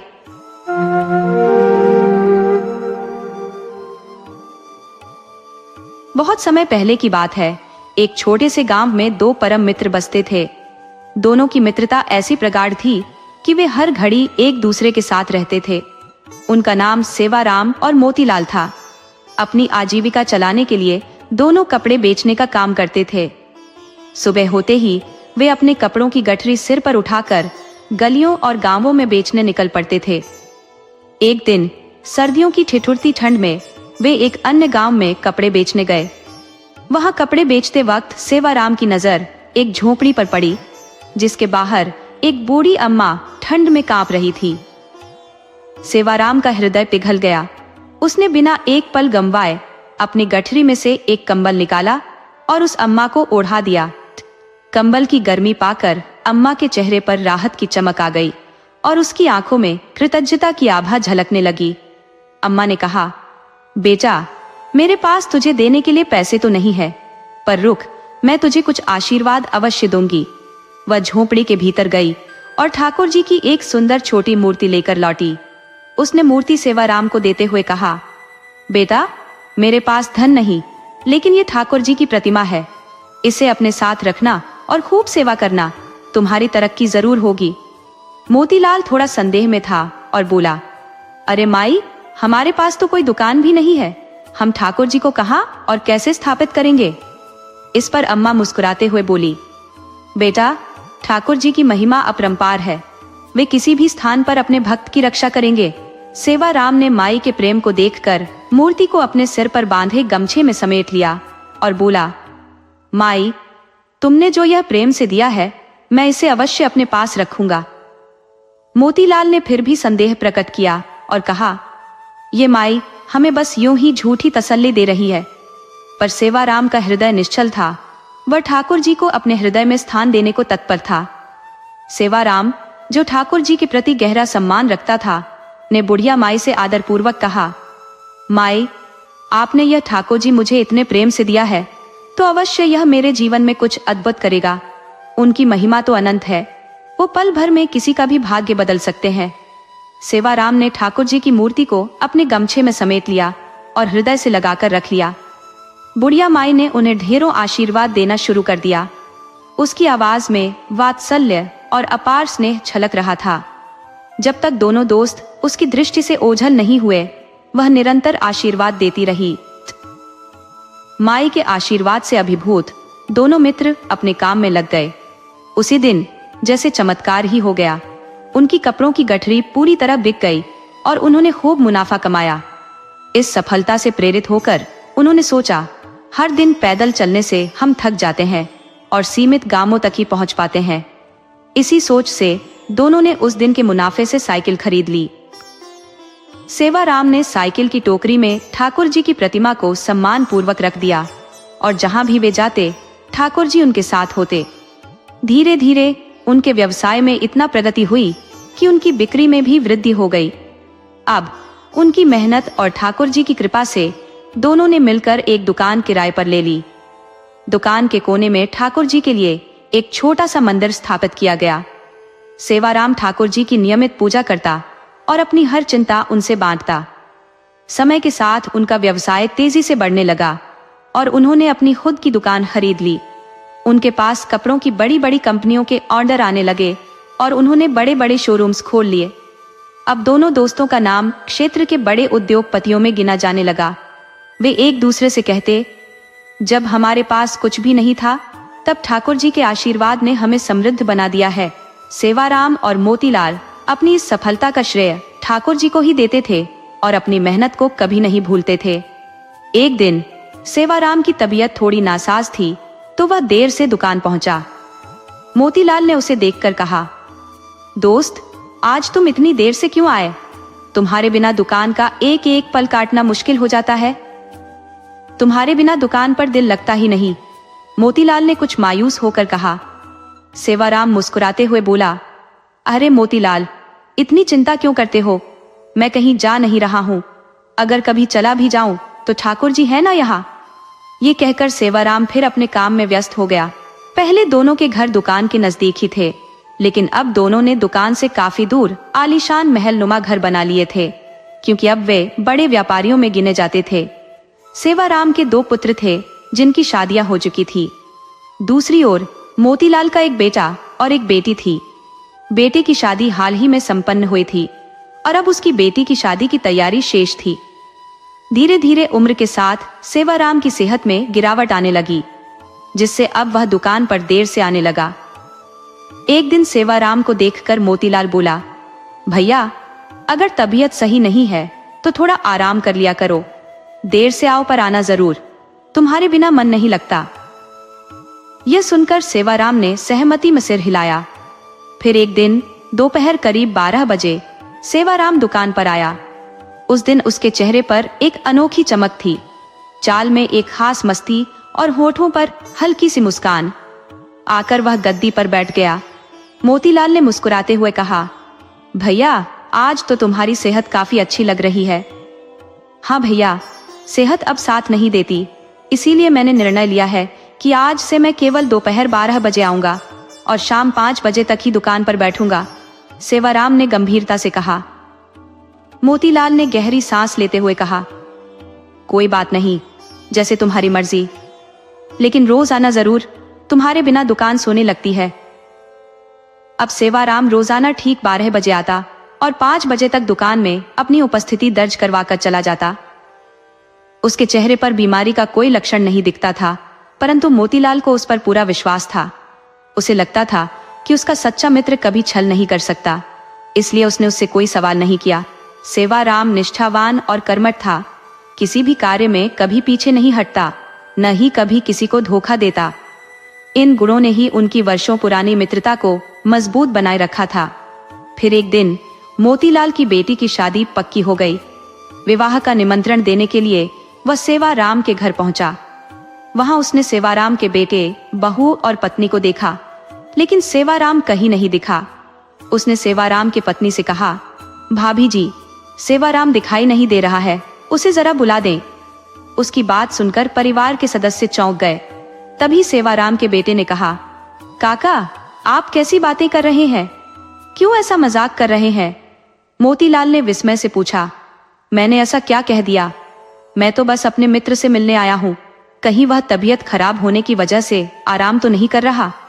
ये कहते हुए वह स्वयं अंदर जाकर देखने लगा। कमरे में प्रवेश करते ही उसकी नजर एक तस्वीर पर पड़ी, जिसमें सेवाराम की माला छड़ी तस्वीर थी। उसे देखकर वह स्तब्ध रह गया। उसने कांपते हुए स्वर में सेवाराम की पत्नी से पूछा, भाभी जी, ये सब क्या है? तस्वीर पर माला क्यों है? सेवाराम की पत्नी की आंखें भर आईं। उसने रोंधे गले से कहा, भैया, आप हमारे जख्मों को क्यों कुरेद रहे हैं? मोतीलाल कुछ समझ ही नहीं पाया।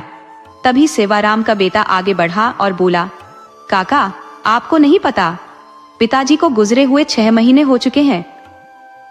यह सुनते ही मोतीलाल के पैरों तले जमीन खिसक गई। उसे लगा जैसे उसके ऊपर आकाश टूट पड़ा हो। वह एक तक खड़ा रह गया, मानो उसकी दुनिया ही बिखर गई हो। उसके लिए यह समझ पाना असंभव सा हो गया था कि ऐसा कैसे संभव है। रोज ही तो सेवाराम दुकान पर आता था, हालांकि अब उसकी तबीयत ठीक नहीं रहती थी, इसलिए वह थोड़ी देर से दोपहर 12 बजे आता और 5 बजे तक रुकता था। तभी सेवाराम की पत्नी बोली, आपको सच में नहीं मालूम? हर महीने आप हमारे हिस्से का मुनाफा देने हमारे घर तो आते ही हो। मोतीलाल ने आश्चर्यचकित होते हुए कहा, भाभी जी, आप ये क्या कह रही हैं? पिछले 6 महीनों से तो मैं आपकी दोगुनी राशि देकर जा रहा हूँ। सेवाराम की पत्नी ने दोबारा वही बात कही, लेकिन मोतीलाल का सर घूमने लगा। उसे समझ नहीं आया कि यह सब कैसे हो सकता है। उसने सोचा, 6 महीने से तो मैं खुद उनके घर जा रहा हूँ मुनाफा देने। अचानक मोतीलाल को वह बात याद आई जो सेवाराम ने कहा था, यदि मैं न रहूं तो ठाकुर जी है। यह सुनते ही मोतीलाल को सत्य का भान हुआ। उसने धीरे से कहा, भाभी जी, मुझे तो आपके घर आए हुए 6 महीने से अधिक हो गए हैं, मैं कैसे आपके घर मुनाफा देने आ सकता हूँ? ये सोचते ही उसके दिल में ठाकुर जी की महिमा का आभास हुआ। उसकी आंखों से आंसू बहने लगे। वह समझ गया कि सेवाराम की अनुपस्थिति में स्वयं भगवान ही उसके हिस्से का मुनाफा दे रहे थे। अब उसे सच्चाई स्पष्ट हो गई। ठीक उसी समय जब सेवाराम दुकान पर नहीं होता था, दोपहर 12 से शाम 5 बजे तक मंदिर के पट बंद रहते थे और ठाकुर जी विश्राम करते थे। यही समय था जब ठाकुर जी दुकान में आते और सेवाराम का स्थान संभालते। इस एहसास से मोतीलाल का हृदय भर आया। उसने रोते हुए कहा, ठाकुर जी, आपकी लीला तो अपरंपार है। मैं सारा जीवन बस पैसे कमाने में लगा रहा और असली भक्त तो सेवाराम था, जो आपको इतना प्रिय था कि आपने उसे अपने पास बुला लिया। लेकिन उसका वादा निभाने के लिए अब स्वयं दुकान पर आते रहे। फिर वह तेजी से दुकान की ओर दौड़ा और वहां पहुंचकर उस स्थान पर सिर झुकाया जहां ठाकुर जी का आसन होता था। उसने उस गद्दी को अपने आंसुओं से भिगो दिया, बार बार ठाकुर जी की जय जयकार करने लगा। वह अब समझ गया था कि सच्चा विश्वास और श्रद्धा ही जीवन की सबसे बड़ी दौलत है। सेवाराम का ठाकुर जी पर अडिग विश्वास था कि उसके बाद भी भगवान उसका काम संभाल लेंगे। इसीलिए हमें भी अपने जीवन के हर कार्य में यही आस्था रखनी चाहिए कि उसकी डोरी जब ठाकुर जी के हाथ में होती है तो वह हमें कभी निराश नहीं करेंगे।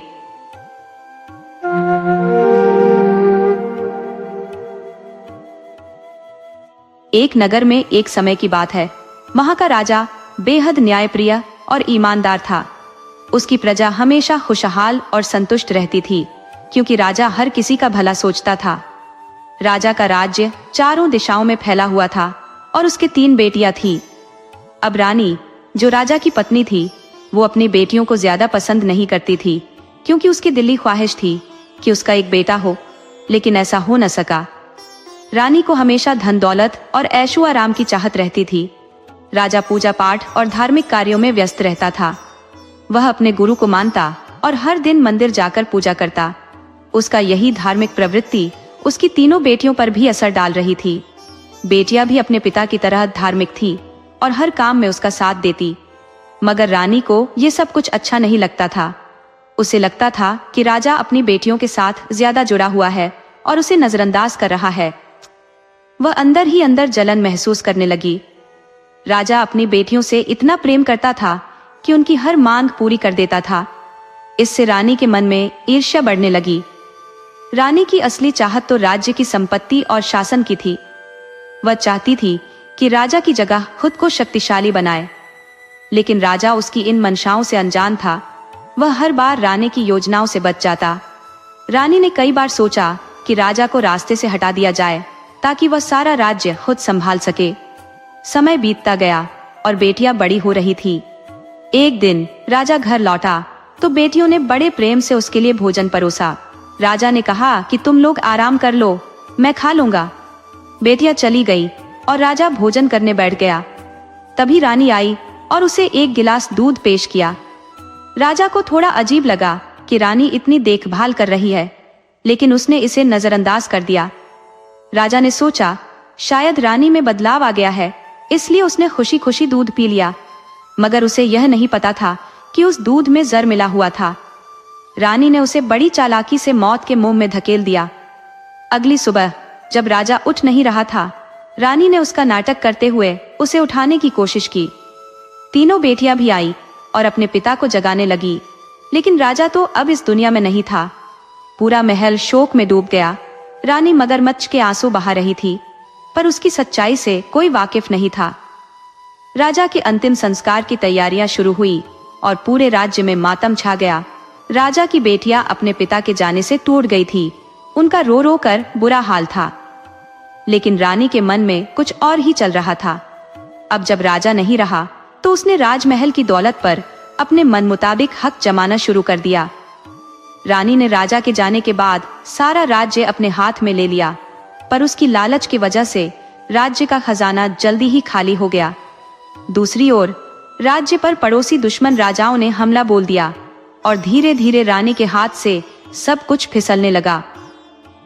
रानी का अहंकार उसे कहीं का नहीं छोड़ रहा था। उसने सब धन दौलत अपने ऐशो आराम में खर्च कर दी। महल के सारे कीमती गहने और चीजें बेच दी।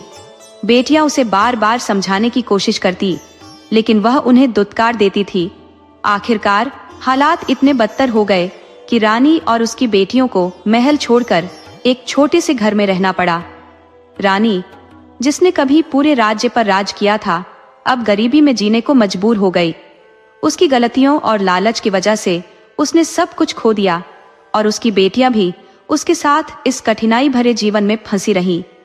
इस प्रकार लालच और ईर्ष्या की आग ने उस परिवार को बर्बादी के कगार पर पहुंचा दिया, और जो कभी राज्य के सबसे शक्तिशाली लोग थे, वे अब गुमनामी और गरीबी में जीने को मजबूर हो गए। वह औरत तो यह सोचती थी कि राजा के जाने के बाद सारी दौलत उसकी हो गई, लेकिन उसे इस धन संपत्ति को संभालना आता नहीं था। उसने धीरे धीरे सब बर्बाद कर दिया। उधर राजा का पुनर्जन्म एक हंस के रूप में हुआ। हंस अपने पिछले जन्म की सारी बातें याद रखता था। उसे पता था कि वह एक राजा था और उसकी 3 बेटियां थीं। रानी ने उसे जहर देकर मार डाला था। अब वह हंस एक मंदिर के पास जाकर रहने लगा। मंदिर के नजदीक एक तालाब था और उसी तालाब के पास वह हंस रोज सुबह बेलपत्र तोड़कर शिवलिंग पर चढ़ाता था और अपनी चोंच में पानी भरकर शिवलिंग का अभिषेक करता था, क्योंकि वह अपने पूर्व जन्म में भी शिवजी की भक्ति में लीन रहता था। उसकी इस निष्ठा और भक्ति से भगवान शिव बहुत प्रसन्न हो गए और एक दिन शिव जी ने प्रकट होकर कहा, मांगो हंस, क्या मांगना चाहते हो? हंस ने हाथ जोड़कर कहा, भगवान, मुझे अपने पूर्व जन्म की पूरी याद है। मैं राजा था, मेरी 3 बेटियां थीं, लेकिन मैं उनका भला नहीं कर पाया। अब मैं अपनी बेटियों की मदद करना चाहता हूँ। भगवान शिव ने कहा, तुम्हारी यह इच्छा पूर्ण होगी, तुम अपनी बेटियों की सहायता कर सकते हो, और जब तुम ऐसा करोगे तो तुम्हारे पंख सोने के हो जाएंगे। हर बार एक पंख छोड़ने पर भी तुम्हें नया पंख मिलेगा। शिवजी के आशीर्वाद के बाद हंस उड़कर महल पहुंचा, लेकिन अब वहां दूसरे राजा का राज था। हंस निराश होकर शहर के दूसरे कोने में घूमने लगा और उसे एक छोटे से घर में अपनी 3 बेटियां नजर आईं। बेटियों के कपड़े फटे हुए थे और घर में खाने के लिए कुछ भी नहीं था। ये देखकर हंस का दिल भर आया। उसने तुरंत उनके आंगन में जाकर एक पंख गिरा दिया। पंख जमीन पर गिरते ही सोने का हो गया। जब बेटियों ने देखा तो वे चकित रह गई। उन्होंने सोने का पंख उठाया और अपनी माँ को दिखाया। माँ ने उस सोने के पंख को बेचकर घर के लिए राशन खरीद लिया। ये देखकर हंस को संतोष हुआ। अब वह रोज मंदिर में पूजा करता और फिर अपनी बेटियों के आंगन में एक सोने का पंख छोड़ आता। रानी से उसे नफरत थी, लेकिन वह बेटियों की माँ थी, इसलिए हंस ने अपने दिल को मजबूत किया और हर दिन सोने का पंख डालता रहा। एक दिन रानी ने देखा कि रोज एक हंस आता है और सोने का पंख छोड़ जाता है। उसने मन में सोचा, क्यों न इस हंस को पकड़कर इसके सारे पंख एक ही बार में नोच लूं और फिर सारे पंख बेचकर अमीर हो जाऊं। उसने अपनी बेटियों को यह बात बताई तो वे बहुत नाराज हुईं और बोली, माँ, ऐसा सोचना भी मत। वह हंस हमारी इतनी मदद कर रहा है और आप उसकी यह कीमत चुकाना चाहती है? रानी ने हंसते हुए कहा, अरे, मैं तो मजाक कर रही थी। कुछ दिन बाद जब रानी घर में अकेली थी और बेटियां कहीं बाहर गई हुई थी, तभी हंस आकर आंगन में उतरा। रानी ने मौका देखकर एक कटोरी में दूध रखा और हंस को पीने के लिए बुलाया। हंस जब दूध पीने लगा तो रानी ने धीरे धीरे उसके पास जाकर उसे पकड़ने की कोशिश की। हंस को खतरे का आभास हुआ और वह फौरन उड़ गया। रानी की यह चालाकी हंस को भाप में आ गई थी। अब हंस ने निर्णय लिया कि वह अब यहाँ नहीं आएगा, क्योंकि लालच का कोई अंत नहीं। वह दिन आया जब हंस अपनी बेटियों को आखिरी बार देखने आया। उसने आखिरी बार एक सोने का पंख गिराया और फिर हमेशा के लिए वहां से उड़ गया। बेटियों ने जब देखा कि आज हंस फिर आया, पर उसने आने के बाद भी और पंख नहीं गिराए, बेटियां समझ गई कि हंस फिर नहीं लौटेगा। बेटियों ने अपने द्वारा किए गए अंशदान को समझा और उस पंख से जो मिला उससे संतोष करते हुए अपना जीवन आगे बढ़ाया। इस प्रकार हंस ने अपनी बेटियों की मदद कर दी और उन्हें आत्मनिर्भर बना दिया, परंतु लालच की आग को बुझाने के लिए कुछ नहीं किया जा सकता था। एक बार की बात है, एक रानी ने एक हंस को अपने पंजों में जकड़ लिया और उसके पंखों को बेरहमी से नोचने लगी। जैसे ही उसने हंस के पंखों को खींचना शुरू किया, वह लहूलुहान हो गया। हंस के मन में विचार चल रहे थे कि इस रानी ने मुझे पूर्व जन्म में जहर देकर मारा था और अब यह इस जन्म में भी मुझे जीवित नहीं छोड़ने वाली है। बेचारे हंस के सारे पंख नोच ले गए और वह बेबस होकर कोने में गिर गया। रानी, जो अपने क्रोध में अग्नि बबूला हो गई थी, उसके पंखों को इकट्ठा करने लगी। तभी रानी ने देखा कि ये पंख तो सोने के नहीं थे। ये देखकर रानी भड़क उठी और बोली, आज मैं तुझे जीवित नहीं छोड़ने वाली, क्योंकि तूने मेरे साथ बड़ा छल किया है। हंस मन ही मन भोलेनाथ की कृपा की गुहार लगाने लगा। तभी रानी ने एक धारदार छुरी उठाई और हंस की गर्दन पर वार करने ही वाली थी कि अचानक उसकी 3 बेटियां दौड़ती हुई आईं। बेटियों ने रानी को पकड़ लिया और कहा, माँ, तुमने क्या किया? जो हंस हमें इस दरिद्रता से बाहर निकालने की कोशिश कर रहा था, उसके साथ तुमने इतना घृणित व्यवहार किया। यदि हमारे पिता जीवित होते तो वह इस हंस को पालते, उसे खाना देते और इज्जत देते। तुमने उस हंस को इतनी बेरहमी से क्यों घायल किया? तीनों बहनों ने अपनी माँ को डांटा और हंस के घावों पर उपचार करने के लिए जड़ी बूटियां लाई। बेटियों ने हंस के लिए पेस्ट बनाकर उसके जख्मों पर लगाया। तब हंस ने उनसे कहा, मुझे उस मंदिर में ले चलो जहां मैं अपने प्राणों की रक्षा के लिए प्रार्थना कर सकूं। बेटियां उसे लेकर मंदिर गई। हंस ने वहां जाकर भोलेनाथ से विनती की, अपनी चोंच से बेलपत्र तोड़े और जल चढ़ाया। भोलेनाथ उसकी प्रार्थना से अत्यंत प्रसन्न हुए और कहा, हंस, तुम ठीक हो। भोलेनाथ की कृपा से हंस के घाव भर गए और नए पंख उग आए।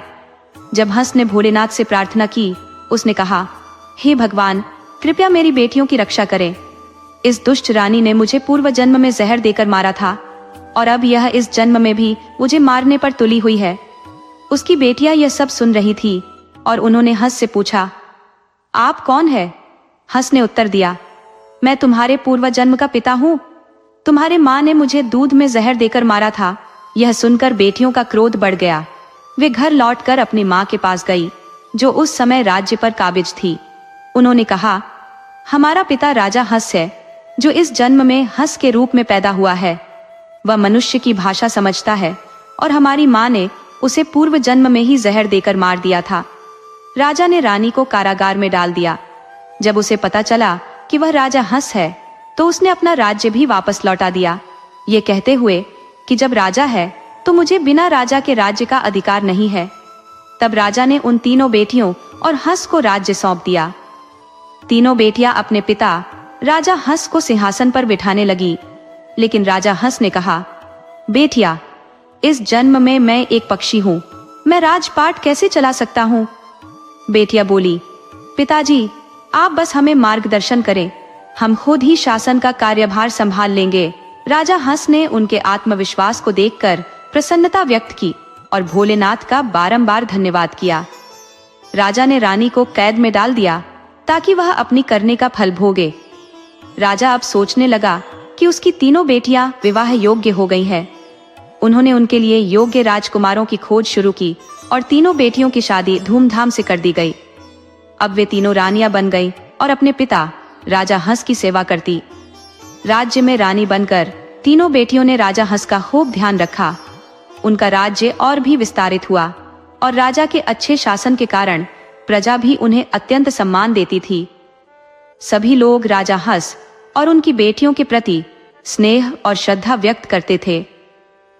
राज्य में सुख समृद्धि का आगमन हुआ और सभी ने मिलकर भोलेनाथ की पूजा की। राजा हंस और उनकी बेटियों ने मिलकर रानी के समर्पण के साथ जीवन व्यतीत किया। उन्होंने मन में यह भी संकल्प लिया कि सभी जीवों की रक्षा करेंगी, क्योंकि उनके पिता एक समय में राजा रह चुके थे। उनकी खुशहाल जिंदगी अब हर दिशा में फैल गई। राजा हंस और उनकी बेटियों की संगति ने पूरे राज्य को एक परिवार की तरह जोड़ दिया। अब उनकी सुखदायी कहानियां हर घर में गूंजने लगी और सभी ने यह संकल्प लिया कि वे भी भगवान की कृपा के प्रति समर्पित रहेंगे।